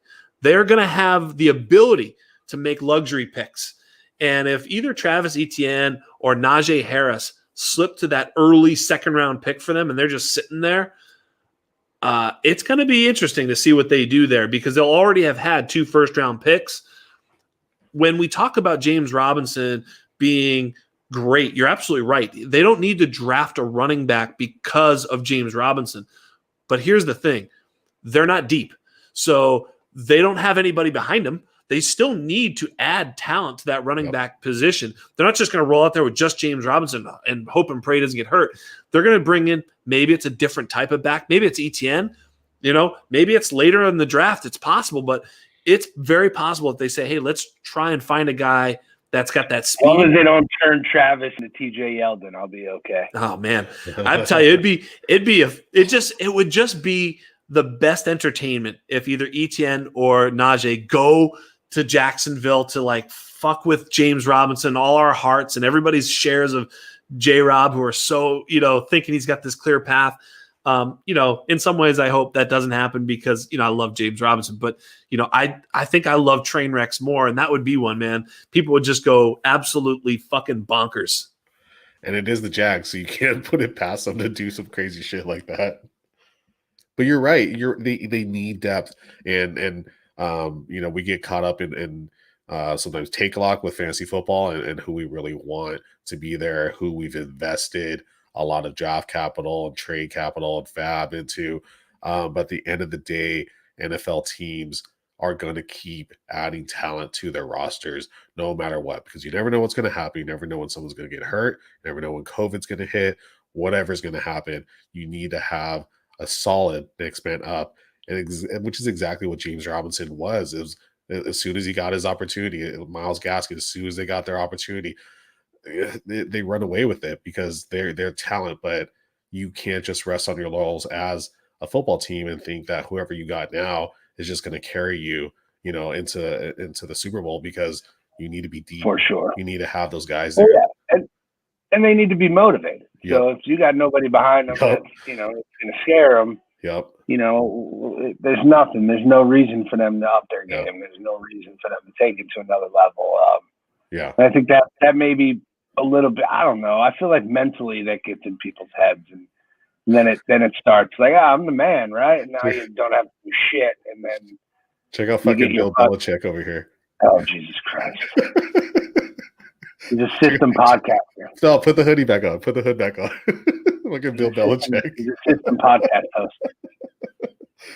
But that's you're saying having that talent to push them. I mean, I think one of the best things that ever happened to Keenan Allen was having Mike Williams there to push him. And Mike Williams still hasn't really broken out and has a ton of talent. But if there isn't anyone there, Julio Jones, you need fucking Calvin Ridley there. You need these guys that are the next man up, that are ready to go and ready to push you and keep you hungry and keep you fighting. So who are we talking about next? Some unsung heroes? Next, we have the last one of our list is Rookie of the Year. And I think I don't know. I feel like what happened to unsung heroes? That's next. We got that next. I think we should hit this Rookie of the Year, answer a couple questions, and then finish it off with unsung heroes. Okay. Sounds like a plan. Tommy's running the ship. Trust me on this one. What do you got for Rookie of the Year, Jax? James Robinson? Rookie of the Year. I mean, there's so many. I mean, look, if you're talking about wide receiver, to me, it's Justin Jefferson by a mile. I'm a CeeDee Lamb guy. There's a few others. T. Higgins was outstanding, but Justin Jefferson had those like meteoric games where he just went absolutely crazy and was involved every week. I mean, he had a lot of targets, but he was also that guy that could win you a week. Like, that sort of Julio Jones feeling when you put him in your roster, you're like, he could win this whole week for me. So getting that out of a rookie who started slow too, he kind of was a little bit sneaky in the way that he kind of came on. So Justin Jefferson was actually a huge surprise, at least for this season. So that's one. I mean, obviously James Robinson at the running back position is, we've been talking about him over and over, but he's definitely that guy. And then at the quarterback position, Justin Herbert has been outstanding. So he's maybe the Rookie of the Year. And if we're talking about, maybe also throwing in a little bit of real football, to me, he's been the MVP, Rookie of the Year. The best sort of football player, the most impactful player for his team has been Justin Herbert. So, I've got all three of those guys at their positions, but let's hear what you guys have to say. By that logic, wouldn't your MVP then be the San Diego Chargers of Los Angeles medical staff that stabbed Tyrod in the What, I got to stab her in the chest 3 times? I mean, I had them listed as an unsung hero, but it sounds like you're making them an MVP. So many Pulp Fiction references in this show. Tony Rocky Horror. Did have them I got Tony hero. Rocky Horror. I got to stab her in the chest 3 times. No, you ain't got to stab her 3 times. You just got to stab her once. I'm looking for my little black book. Come on, my black fucking medical book. Yeah. A fucking felt pen. Fucking felt pen. Hey, it's not just fantasy football here with Undroppables. It's lifestyle content. It's definitely Justin Herbert for sure. That's right. I think the way he stepped in and just lit it up. I know he shit the bed for everyone this past week, But that's our own mistake for not considering a rookie quarterback against Bill Belichick. I don't think anybody really brought that up until it was too fucking late. And I hate myself for not thinking of it because that's been a thing for years. Never play a rookie quarterback against Bill Belichick. And if a dude has cauliflower ears, don't talk shit to that guy. And lastly, if you hear banjos, run the other way. That's all correct. Oh, that's so funny, dude. Those are life lessons to live by, and I promise you will survive a long time. That was Stoner at his best right there. That's why I brought him on the show right there. Stoner just ripping the cover off this one. Great job, brother. I have my moments. I know. They're fucking fire when you have them, so I'm glad you have them. My rookie of the year, because I haven't had him in any other spot right now, is Justin Jefferson, just across the board. There hasn't been a rookie wide receiver this good in a long time. This good. I mean, he's up there in talks with Randy Moss as far as getting those 1,000-yard season this first year.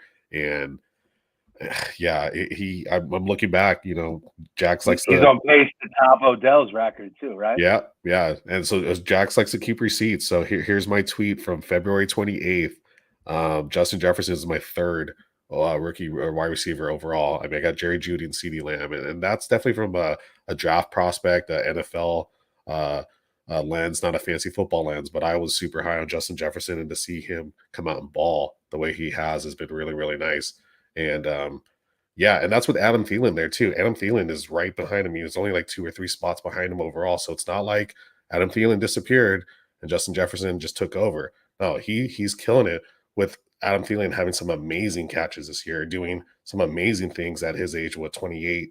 And so it's amazing too because Kirk Cousins still sucks ass, and he has 2 of the best wide receivers in the league. At least from a fantasy perspective. Filthy. He's a filthy route runner, man. Filthy. Oh Yeah. God. And he wore some sexy yellow cleats too. I mean, just seeing them break angles, straight fire. Yeah, I'm fine with Justin Jefferson being rookie of the year. I mean, it is what it is. I don't have an issue with that. And from an NFL perspective, I really, really hope he gets NFL rookie of the year. And not just, I know this is a fantasy show, but yeah, overall as a player, that guy's phenomenal. Yeah, you make some great points. I mean, obviously, Justin Jefferson, as a player, it is a lot of fun because, pre-draft, it was like, we weren't sure. For me, it was like Lamb, and then that Rager Jefferson thing was there, and Judy. And so, yeah, it was those 3 guys, and I couldn't really put them in order. I wasn't sure, but, certainly it's Jefferson, obviously. I mean, he's vaulted himself up. A little shout out to my brother, because he had no nepotism here. That's number 15, interruption 15. So someone's drinking. Linda? Fucking smashed. Absolutely. I think the person who's going to have the toughest job here is Kanan. That's who's going to have the toughest job. Kanan has to clean this shit up and make it sound good for a podcast. He messaged me about it. I would just fucking throw it in the garbage and say, "Yep, files were corrupted." They sure were. They were corrupted by this one up here or this one. The audacity of this guy. The audacity. Exactly right. What were we talking about? I may or may not. Your brother. You were shooting a shout out to your brother. Oh yeah, when you interrupted me. And screw my brother. Fuck him. You're right. I think I should have listened to you in the first place. Nobody gives a shit about his ass. But what I was gonna say though is he drafted in 2 straight years. He drafted like DK Metcalf and Justin Jefferson, and that was like his only picks. And I was like, man, you fucking nailed those 2 because he might have the top 2 wide receivers in all of Dynasty. I mean, those 2 guys, if you were doing a startup draft, they would be 2 of the very top wide receivers taken off the board. For like the next 5 years, you're set.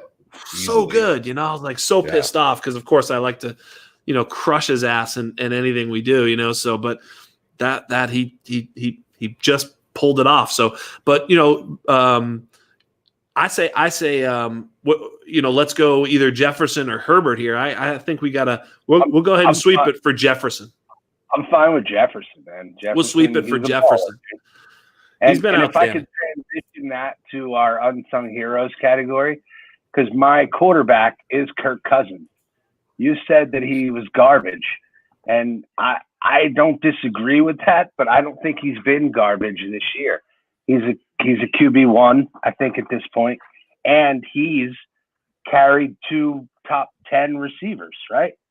At least top 12 receivers. So he's given us 2 wide receiver ones, and he's made himself a quarterback one.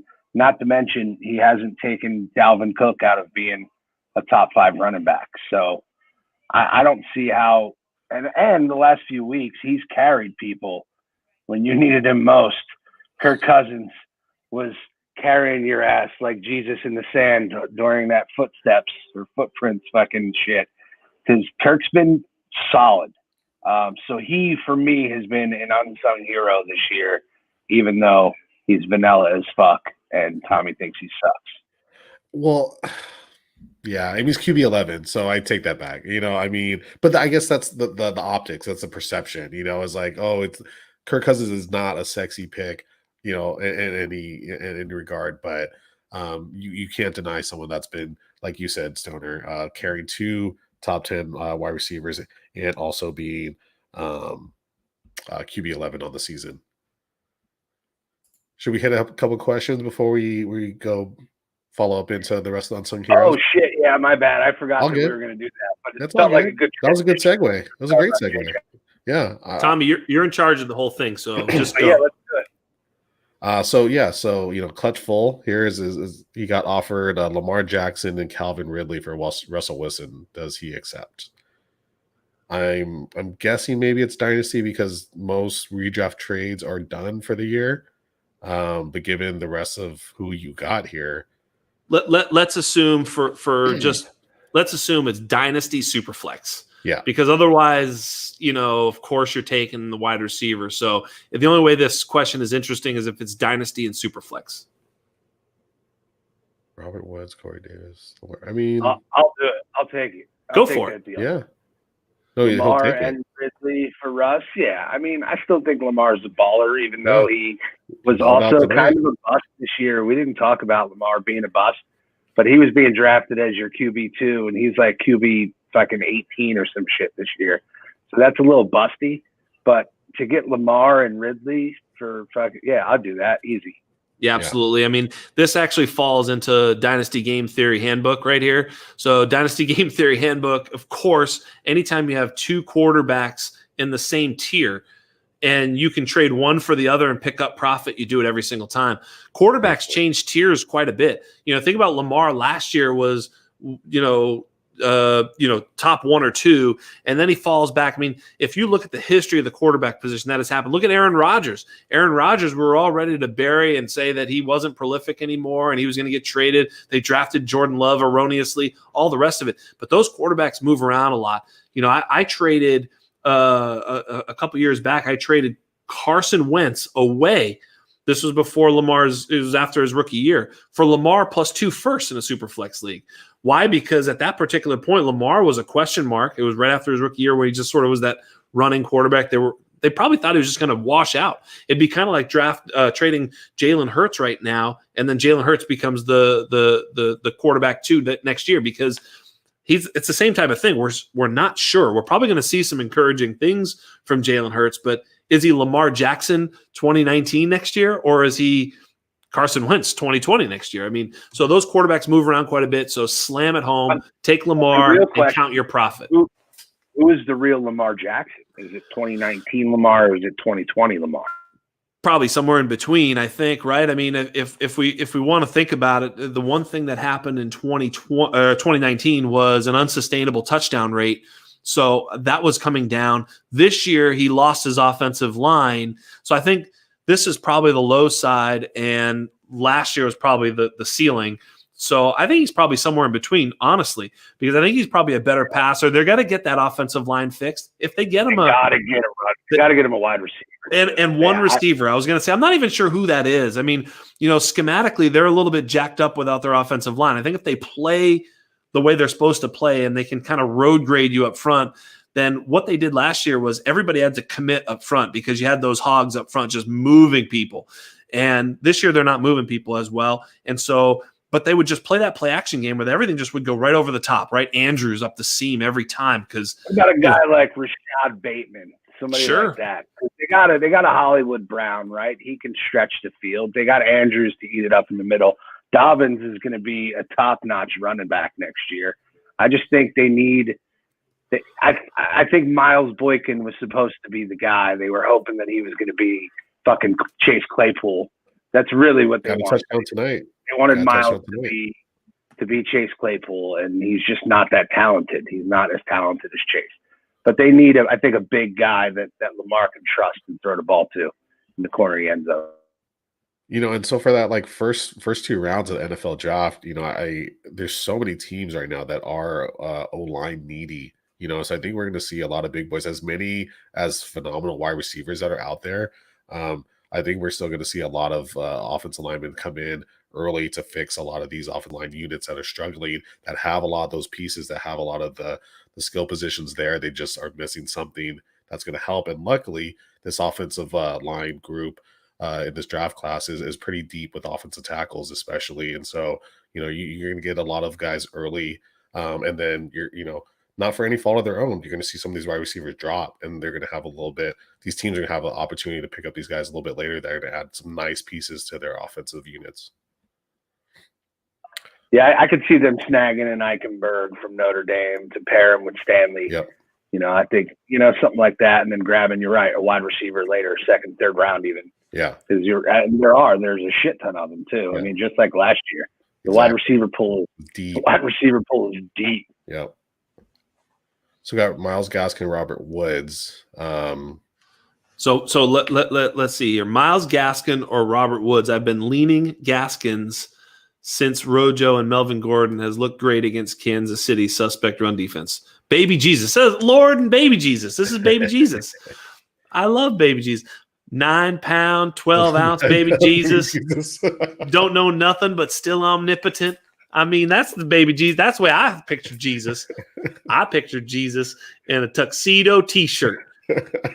Like I'm here to party. Angels things and as the lead singer of Leonard Skinner. Yeah, that's what I'm talking about. 9 pound, 12 ounce.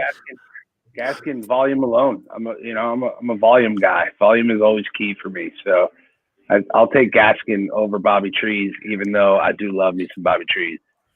So I talked about Robert Woods in my under review last week. And so if you are in a win now team, that's either this year or next year, I would actually go Bobby Trees. Bobby Trees is consistently. I felt like that was the question of who should I start this week. I apologize for the interruption. Yep. Oh, that was a start sit. Okay, my bad. Baby Jesus got one day at a time. He's not looking at dynasty leagues. He's looking at this week. What can I do for you? Baby Jesus needs to come through right away. There in his golden fleece diaper, wanting to know if you should start Myles Gaskin or Bobby Trees this week. I'll go Gaskin. Gaskin. This is a dynasty show, so that's why I sweep it. Let's move on. Gaskin, Tommy, take us home. Let's do it. Let's get them. I saw another one over here. Where was that one? I think that's it. For now. I love it. Shit, that's it. Let's go on to Unsung Heroes. Fuck it. Let's do Unsung Heroes. Let's just clear the decks. So Fancy Stoner had Kirk Cousins. I thought that was a great one. Jax, who do you have? Say the question again, Tommy. Repeat the question. Your unsung heroes for quarterbacks. Fancy Stoner had Kirk Cousins. I'm going to have Aaron Rodgers only because people were fading him in the offseason and thought they're fucking stupid for doing that. And he's definitely proved them wrong. And so I think you should be the tiebreaker with who you got for quarterback. You know, what's interesting is I actually had Cousins as my quarterback. So Fantasy Stoner for the win. I had Cousins. I mean, you know, I had Derek Cousins and Kirk Carr. Oh, no, wait. Maybe I had Derek Cousins and I don't remember which one it was. David Cousins and Kirk Carr. I don't remember. But David Carr. One of them. Look, both Carr brothers don't hold a candle to this Kirk Cousins fella. Definitely not Darren Carr, the fullback of the Carr family that didn't do shit. So yeah, I had Kirk Cousins. I mean, it's weird. Like Kirk Cousins is one of those players that when you're starting him in any sort of league, you're just kind of like, this could go all sorts of wrong. Like he's either really, really solid and productive or train wreck. Like, I mean, he's seldom prolific, but he's almost It's one of those train wrecks you love to watch. It's unbelievable. Like, you're just like, how can this guy be so bad some weeks when you watch him play so good? I mean, it really just kind of all works for him sometimes. And, I wish I could figure out which game it was going to be, but sometimes those bad games just come out of nowhere with him. But he has really not had very many of those, if at all. And he's been really good down the stretch. And, he was obviously very inexpensive. I do have him in a super flex league, and I am going to the playoffs in that particular league startup this year. So at that cost, in a Dynasty startup Superflex league, I think he was actually paying you dividends this year as a QB2. Yeah, I like it. I think he really had that one bad game where he shit the bed against the Colts really, really, really, really bad. But other than that, he's been great. Nothing less than, I think, 25 points each of the last 5 weeks. So down the stretch run when you needed him. If you have him, especially in a super flex, he's probably your quarterback too. He's your super flex. He's not your QB1. So he carried your ass at the end of the year. I like that. What do you think about running backs, Jack? Who's your unsung hero at running back? It's Mike Davis. It's been crazy. You watch Mike Davis, he was just so good all year. And I tried trading Mike Davis in leagues where I was not a good team, dynasty leagues where I had taken over an orphan. And of course, when you're an orphan, you pick up all these rag tags, and Mike Davis is on a lot of my orphans because of course he is. So I was trying to trade him away because what do I need with Mike Davis? And I tell you, nobody wanted to offer anything. Nobody even counters. He was just a dead asset. And yet, in some of these leagues, he was almost too good for me because he was putting up fantasy points. And, there was a couple leagues I played him where I'm actually a good team. And even on a good team, he was starting in flex, pretty consistently. So Mike Davis was, sort of unsung in the fact that nobody wanted to take his ass on their team. Even CMC owners didn't really offer much, but yet he helped me win in some leagues and helped me win too many damn games in these damn tanking leagues I wanted to get rid of him in. Yeah, I like that one. I didn't like how they started to use Mike Davis towards those middle of the season games before CMC came back. But he was a nice surprise. I didn't think I did not think he was going to be as good as he was, and he performed. He made you not miss CMC if you were a Carolina Panthers fan. I mean, he definitely took the reins and took the best. Took his opportunity, and did well. My guy I have here is Chris Carson, actually, for the running back position. Again, and I don't know how I'm viewing unsung heroes versus how you guys are viewing them, but the way I'm looking at it as guys that were just really undervalued beyond where they should have been. And I know Chris has been hurt and he's definitely missed some games, and that's definitely hurt teams that have drafted him, relatively high, not first or second round high, but relatively high. But the games that he has played, I mean, besides one, he's been super solid. He's been double digit performances pretty much every single game he's played besides one. So I really like Chris Carson. I have him in our club championship, and the games that he's been able to start for me, he's been phenomenal. And I think his value will remain low going into the next season because he's been hurt. But when he's healthy, he produces, and so you can never predict injuries, and you can never really devalue that guy that much because of injuries alone, because like we saw with Keenan Allen, you're injured till you're not, and so I really like Chris Carson, and I was able to get him at a pretty good value in a lot of startup drafts this year. Yeah, and this is where I was also going to talk about David Montgomery, but I'm not allowed to anymore, so I had to pivot.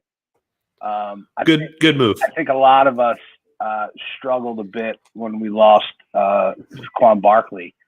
And then here comes Wayne Gallman a few weeks after they finally realized Devontae Freeman wasn't great.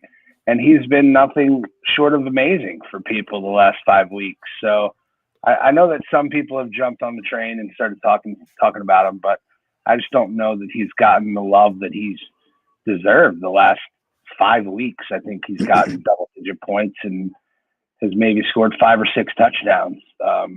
He's been pretty great, so I think he's heroic. I will stepping in, especially if you were able to snag him when Barkley went down and he just sitting on your bench waiting to get some play. So I'll go for Wayne Gallman. I don't think we're gonna agree on an unsung hero at running back, but Mike Davis is a second great pick too. If you were able to snag him, I don't think we need to agree here. It's not like the All-Pro team. I think this is more a discussion type of thing where we bring up some of these guys and get a chance to talk about people. Whether it was just for the regular season or for any other reason, whether they impressed you or not. So, yeah, we definitely don't have to come to consensus on these guys. Chris Carson, I think was running back like 13 or, 19, excuse me. But in yards, points per game, I think it was like running back 8. So I think to your point, when he played, he was good. He did miss some games, but he was actually impactful in the games he played. And of course, Tommy's just saying that because he traded for Chris Carson through this aforementioned Dynasty game theory fella. And, it was an orphan team, and Carson was, obviously doing me no favors. I wasn't going to win this year. So, what did I get for Chris Carson? Didn't I get a pick? I think it was a pick. I was like I said, with those points per game when he's playing, they were pretty good. I'm in way too many damn dynasty leagues to remember though what trades I made between all like 16 plus leagues I'm in. So I really don't remember. I'd have to look it up. I will look it up because that's how I am. But I also think it was a 21 first. But look, this is a league where where your team is dope. I think you're in first place. Is it the club championship or is it your Dynasty draft? I think. Oh yes, yeah, my team is pretty dope. Yeah, you're in. You're awesome in that league. Like you're the number one. 230 points this week in scoring. So yeah, I appreciate that. Yeah, I'm on the. What's crazy is what I just tried to do. I tried to do something futile. I went to Sleeper on the PC. Oh no! What an experience! Don't do that. What? I found it here on November 25th. November 25th. Chris Carson for a 2021 first and a 2022 second. A win now. I'm in a win now situation, so I'm all in. It's certainly a late first too. Like your team is the best team, so it's a first round bye and a very likely win. So it's probably 11 or 12. Very, very possibly 11 or 12. It'll probably be 12. I'm hoping it's 12, bro. Dude, I hope it's 12. I love Tommy. So, go get that thing. I hope he works for you. I want it to be win-win. I'm all when I'm close, when my team's there, I will go all in, screw picks. I will figure out a way to get picks later. You have all off season to get picks. Don't worry about that's my philosophy. You're always going to win now. And then even if you win now and you trade everything away from it, blow the team up next year. Who cares? I personally don't need to win multiple years in a row to feel great about myself. I just need to win that one time and then bring it back around again just to show that I dominated the league. I won one of Paulie's leagues last year and I'm in last place this year because who cares? Whatever. I just blow it all up. I love it. Well, certainly playing the game is fun, and not getting stuck on a team is huge. I've seen the worst teams I've ever seen are guys who are just scared stiff to make moves. And that's the worst thing you can be. So Dynasty Game Theory Handbook, open it back up. Some page 34, chapter B, you're going to find don't be a fucking afraid, all right? Get in there and mix it up because, you're absolutely 100% right. You got to be moving. If your team is stagnant, you are dead in Dynasty.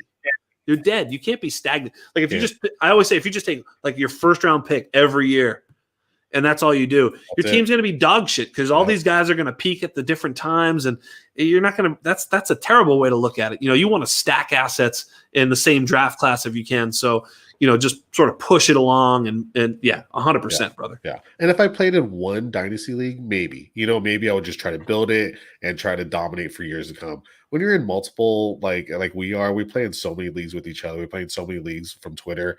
Who cares, man? Like, you got to keep it fun and you got to do something different. And like I said, as long as I win that one time early on, then I'm definitely fine to blow it apart, rebuild it, and bring it back up again just to show you that I can fucking do it again. What do we got for wide receivers there, Tommy? From unsung hero, I got Cole Beasley. You mentioned him earlier, Fantasy Stoner, and I think he's a great one. I think he's definitely a very underrated, underappreciated wide receiver, and he's pretty damn consistent. And in my book, that's good enough for me. And so, especially right now, he's coming on kind of hot, and he's helping people possibly win some leagues, especially in that flex spot. I don't hate that at all. I love Cole Beasley. Yeah, I had him plugged in here. I also thought about Bobby Trees. I think he's another guy that just great one. Yeah, we talked about him a little bit. He's a wide receiver one, I think, still at this point.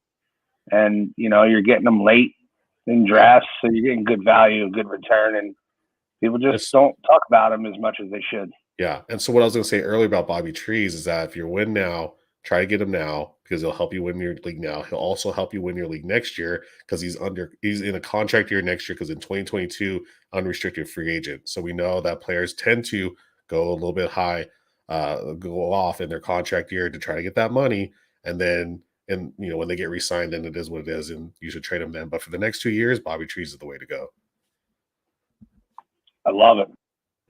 Yeah, I love those answers. And, for me, Cole Beasley was definitely on my list. I mean, I was like, for sure, man. I mean, no one had Cole Beasley where he is. I mean, just nobody. We all sort of liked him a little bit. But here's my other unsung hero. I'll give you a guy who's in the WR36. So that means that, he's been, a top 36. That's a WR3. I mean, he's on the outside edge. And that's Tim Patrick of the Denver Broncos. He's been actually really good. I mean, he even had to endure a 0 in the game where they had no quarterback at all, in week 12 against the Saints too. So, I mean, that was a tough week. But, if you sort of take that one out, he's actually been really good on a weekly basis too. I know his sort of cumulative stats, but he was hurt early too. So he missed some games. Excuse me, he missed a couple of games due to injury. He had that 0 from, not Kendall Hinton or whatever the kid's name was. I mean, that's ridiculous. And so he basically had to miss all those games. And he's still a top 36 wide receiver. I think that's pretty damn good. And he was $3.99. Pound for pound and game for game. I like what you're saying there. Like when he's actually on the field. Yes. He's done stuff. They like him there. So with him and they got Sutton coming back next year. If they get a guy, I don't know if Drew Lock can play quarterback or not, but if they get a guy there, they might have a fun team next year. Absolutely. Yeah. I mean, Patrick's been better than advertised. I think he gives them a better player on the field than KJ Hamler. Personally, I do. So I agree with you. I think it's Judy and then Patrick and Sutton on the outside with my boy Albert O and Noah Fant ripping the seams.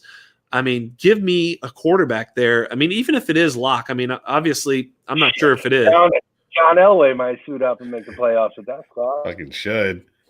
He should. It's gonna be good, and I think Tim Patrick's been that unsung hero. I mean, he certainly played that Sutton role, and he hasn't played like Sutton, of course, but nobody thinks he's Sutton. Yeah. So, that's another one. Go ahead, Tommy. I like Tim Patrick a lot, but once I saw him lay a crackback block, I forgot who the defensive end was, but he fucking destroyed him. And once I saw that, I remember that. It was 6 to midnight for me, and I was like, let's go. Tim Patrick's dope. I really like Tim Patrick, and he's free, or he was free in a lot of leagues, and I think he has a really, really bright future ahead of him if they can just figure out the QB situation. That's an important thing you mentioned there, because plays like that is what keeps guys like him on the field and gives him the opportunity. So I don't think that, we talk about stats and, how many touchdowns and how many receptions and yards and shit, but it's plays like that, like shit like Debo does. And, those types of tough, gritty, Hines Ward type players that you make those plays, you're going to stay on the field and it's going to give you an opportunity. So keep an eye out for shit like that. And then, go scoop that guy up and let him sit on your bench for God knows how long. The rosters are deep as fuck, right? Just let him sit there. because he might get a chance, especially now with guys seemingly getting hurt on the regular. Yeah, that's my Gabriel Davis there, the guy that I should probably mention Gabriel Davis. I mean, just to sort of take another victory lap on Gabriel Davis, he played well again this week. He's that guy too, though. He does block, he does everything. The most telling thing for me early on was how many snaps he was playing, and that meant that the Bills trusted him. Right from the beginning. I think they gave him the first target of the season too. Like, I don't know. I just felt like they had a keen eye for Gabriel Davis, and I liked his prospect profile coming in, and I also now like the way that he's performed. He was in school for all the years, right? Was he in school the whole time?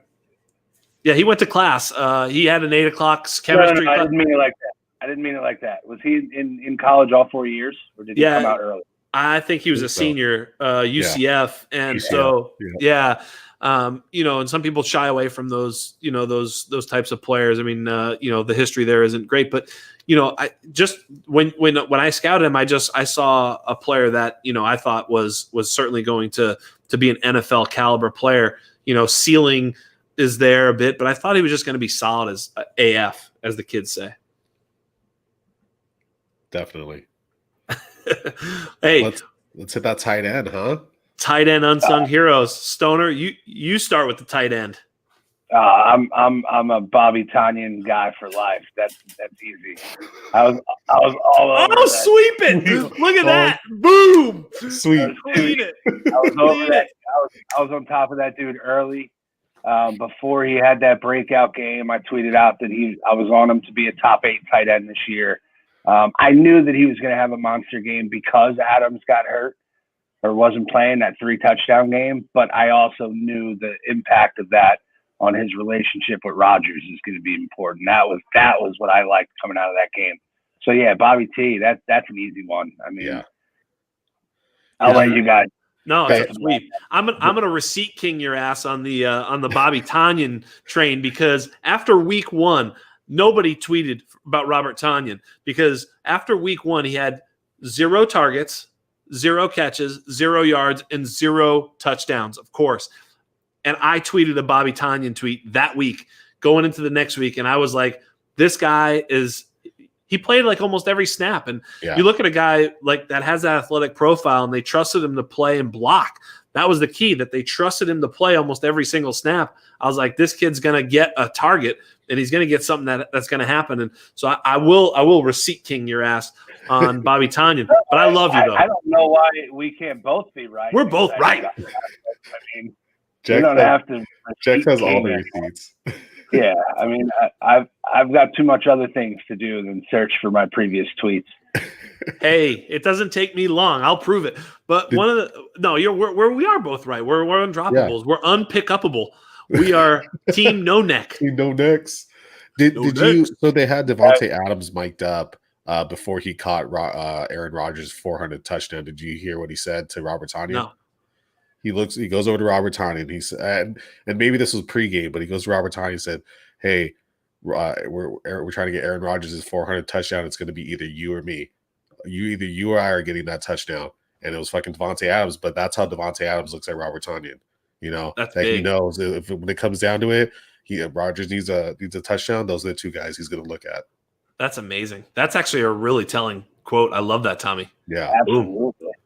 That's why I can't wait till they get another receiver out there next year. That they're still going to be fun, because Rodgers proved that he can sling it, dude.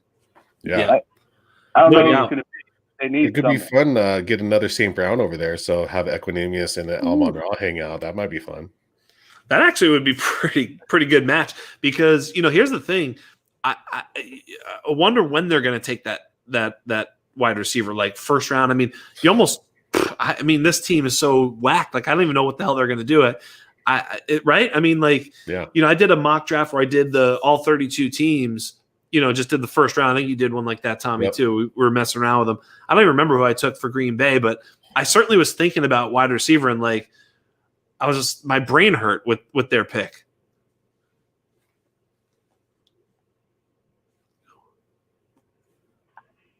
What? What are you pointing at? I don't know. I'm pointing at you. We're Why is your brain hurt with the pick? Just pick a wide receiver for him. Well, who'd you end up picking for him? I don't remember. That's what I'm saying. I don't remember.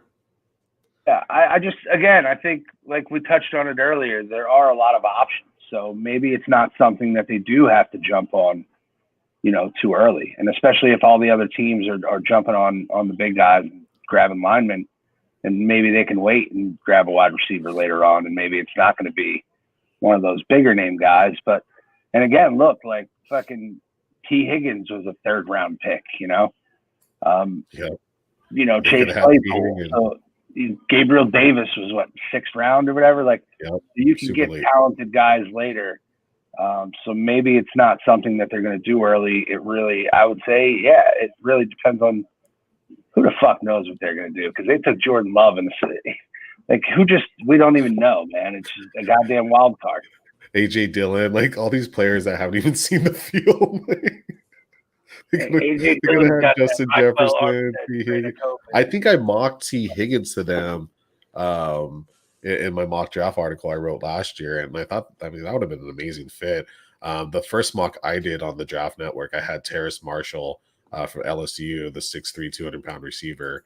But you never know, and even that name's not like a huge name, but I mean, we slept on T. Higgins a little bit, man.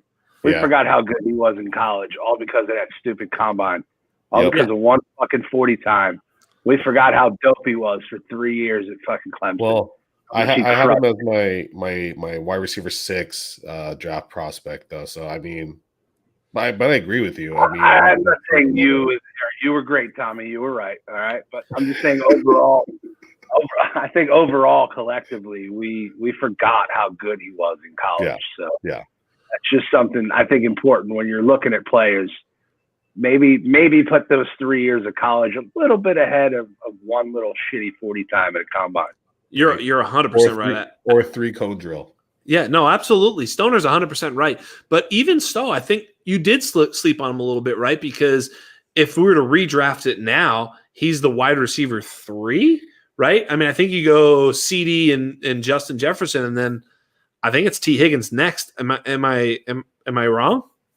I don't think you're wrong. I wouldn't right. know that. Chase Claypool, it's definitely not fucking Henry Ruggs. I'll tell you that. I knew it was not going to be Henry Ruggs. Look, there's one thing that I did not fuck up. The Henry Ruggs call. I was all over that. He was like outside my top 12 wide receivers coming in. I mean, there was just no chance that he was going to be a volume play. He's a ceiling play. In a best ball league, all right. He probably was a little bit better because of plays like he made to end the game. I mean, he's a supreme talent in that way, but he's never going to be a target monster. Never. Right. Yeah. And with Darren Waller still there, I mean, but you've seen Derek Carr lean on Nelson Aguilar, a lot, the way he leaned on Michael Crabtree. And even when they had Amari Cooper, who arguably is way better than Michael Crabtree, Derek Carr needs his safety blankets. That's the kind of quarterback he is, and so, he'll get a couple of deep balls to Ruggs, but that's just not the guy. But we're not here for that. We're not here to talk Raiders football. We'll go 2-on-1 for that one. But, I mean, yeah. Well, actually, the thing that I can't wait to talk about, the thing that I'm just getting so excited to talk about are all these 21 rookies. I mean, that's when Dynasty fantasy football becomes Dynasty. Otherwise, it's just proxy of redraft, right? I mean, during the season, it's the same as redraft. We're just figuring out who to start sits, and yada yada. But as soon as week 16 ends, that's when we start becoming Dynasty players, Dynasty analysts, Dynasty. That's when it happens because you've got to get these picks right. If you were drafting, Jamal Williams and Joe Williams instead of Alvin Kamara and Aaron Jones, you fucked up. All right. And so if you were listening to me at the time, I certainly was on Kamara and Aaron Jones. And so, every year it's like that, and it's hard. It's not to say it's good call. Fuck yeah, Stoner. I love it. He's golf clapping my ass, which is the correct thing to do. And I love him. But the point is that part of it matters. And I've gotten my share wrong too. So, you just got to find it, and I'm not going to let you have it easy. And this year, it's a little bit even. I think it's even harder to. It is harder scout these guys because some of those dudes aren't. Trey Lance isn't playing a game this year, and he's being forgotten about when people are naming the quarterbacks that are coming in. And every time I see a list of 4 or 5 names, I'm like, well, what about Trey Lance? And people are like, oh shit, I forgot about him. Like people are forgetting about some of these dudes. So. I mean, it's going to be a little bit harder to scout them, but I think that kind of is going to make it a little more fun because you got to dig a little deeper. I mean, luckily the internet's there, so. But I think you're going back and looking at 2019 play. How's that going to translate in 2021 when they didn't do shit in between? So I don't know. I think that's going to be fun. It's going to be interesting. I think it makes your first round picks a lot more valuable in 2021 rookie drafts.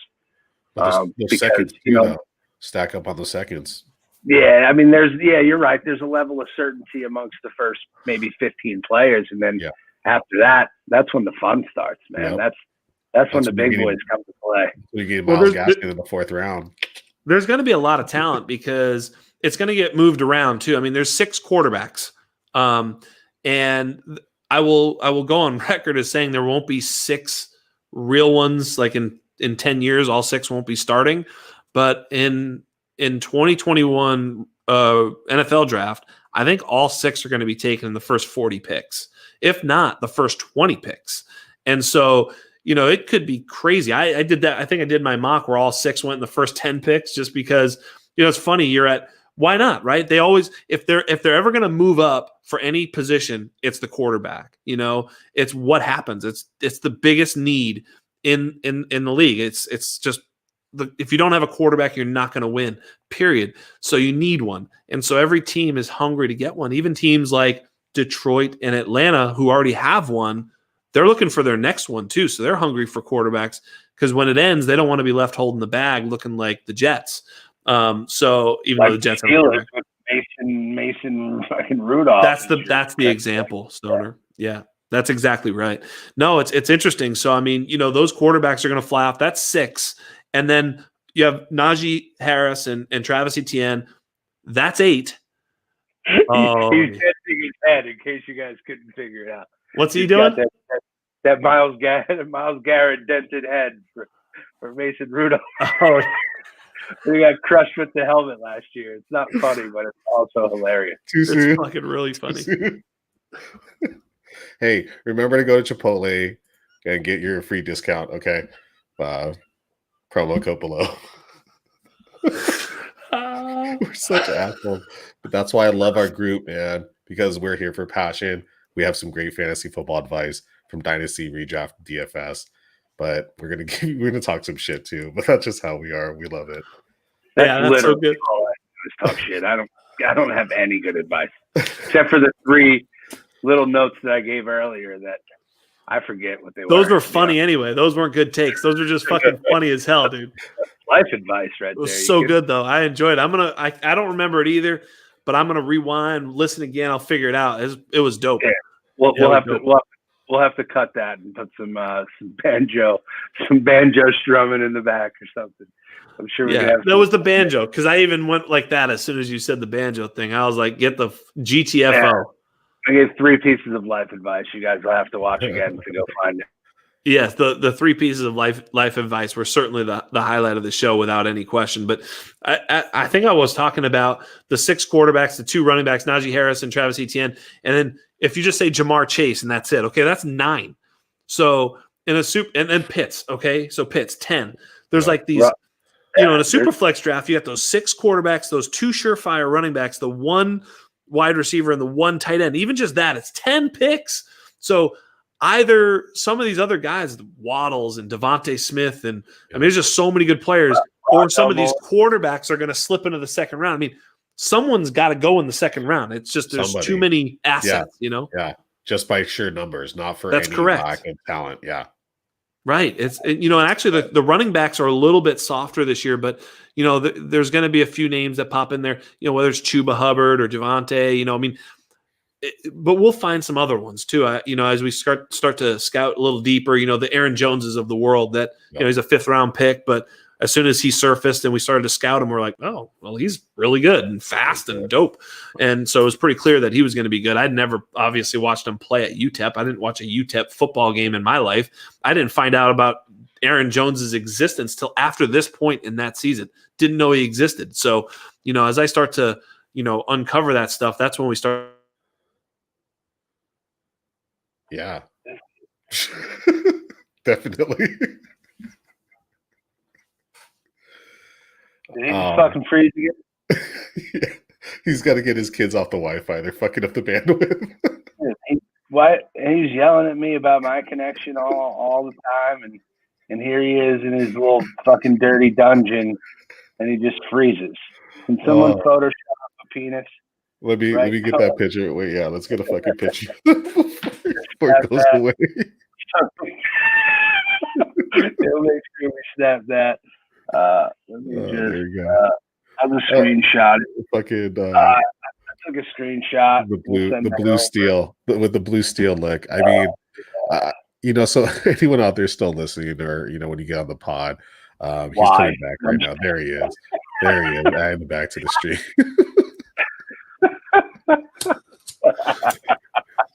Goddamn kids, get off the bandwidth. Internet's catching up to you, Stoner. I think that's 3 for the internet and 74 for you. So we're close. Hey, man, if somebody was drinking during interruptions, they would be dead right now. Dead. Absolutely. Alcohol poisoning. Yeah. Golly. Tell your kids to stop watching Disney Plus. Right? We're out here trying to do work, son. I'm a little upset by it, just to be honest, because I spent up on the internet, because they said we've got the little tubes or the big tubes. I said send some big tubes into my house. How they explain it to the old man? The little yes, tubes for the big tubes. Yes, big tubes will give you more stuff. The internet is just a series of tubes. I was told. Remember? Do you guys remember that? You don't remember that? No. It's a series of tubes. Yeah. Like one person. My audience is like, our audience. Who's watching? Like, right? Like some. No one right now. I don't. One. We got one. One for sure on the YouTube. Oh man, thank you. It's been 2.5 hours. Why would they watch it? It's too long. It's devolved into nonsense. Your podcast will be the version that ends up on the podcast will be a lot. It'll be like an hour. Yeah, an hour. Hour and a half. You're gonna cut 90 minutes off of this. Good luck. Oh yeah, Kanan's gonna top this. Kanan's got his work. Oh, he's gonna have a lot of fun. You froze, and Tommy and I had. I mean, even those moments were great. We made fun of you. That was awesome. Gone. Yeah, took pictures of you. If your podcast is less than 90 minutes, I'd be surprised. It'll be 90 minutes. It's normally 90 minutes. My wife's gone to sleep, so it's time. I'm gonna tell Kanan to make it 40 minutes. Dude, it's like 1:30 for Stoner. Yeah, it's 1:40 a.m. here on the Beast Coast. Well, I'm gonna guess that we've killed it. Then we've overstayed our welcome on YouTube. We've definitely got it all. Be told. Tommy, you were in charge of this stuff, so I mean, I blame it all on you. Yep, that's 100%. You know what though? I'm just along for the ride. I'm just trying to steer. That's the problem. You were supposed to be. No, I'm just trying to keep it in the lines. That's it. Just so we're not off the cliff with you two. Well, we did it. I wanted you to host this thing for a reason, and the reason is this show. We've shown people that we needed your help, we needed your steering, we needed your guidance, we needed you in the pilot seat. Basically, is what he's saying is he can't control me, and he was hoping that you could use your big Samoan ass and be a security guard and keep me under control. But I still think it's a futile effort, but maybe next time. Yeah, maybe next time. All right, so wrap it up there, Tommy. Wrap us up. Take us home. That's it. Yeah, that's so make sure that's a wrap. That's it. Yeah, no, that was a fucking that's why I pay Tommy the big bucks in this enterprise. I tell him, I'm like, listen, I'm gonna give you a check. You just fill the fucking thing out. And this is why, And this is why. Let's make sure you for anyone out there listening, if you made it through this 2.5 hour podcast, congratulations, you're the fucking real ones out there.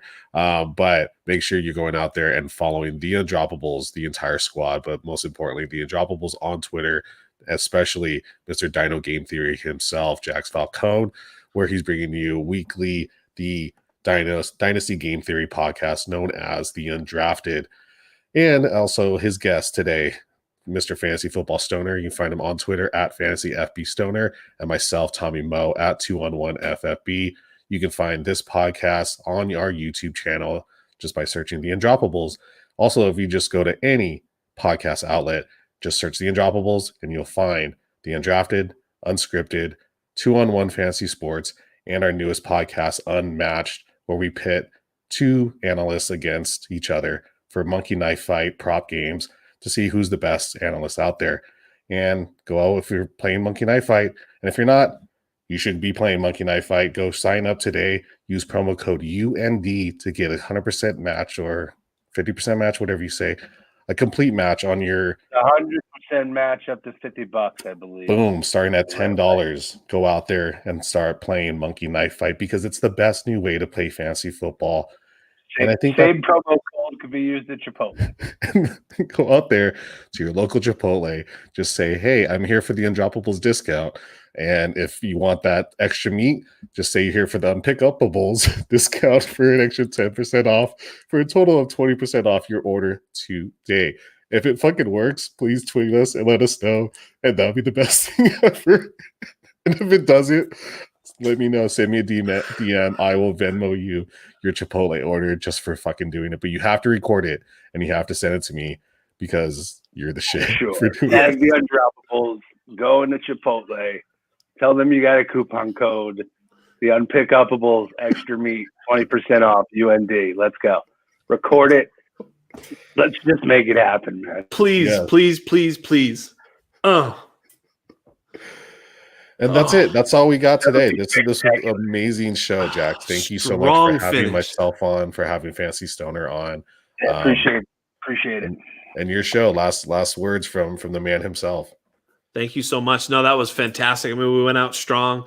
Tommy Moe, the man, the myth, the legend. I mean, what did I call you? The Samoan Sandman. I mean, putting dudes to sleep. And he's Samoan. Fantasy Stoner coming in and dropping the wisdom, the knowledge, and the interruptions that we needed. And so for that, I'm grateful. So for all you out there, or just one of you out there, whoever's out there, it doesn't matter. We're in here for you. Peace out.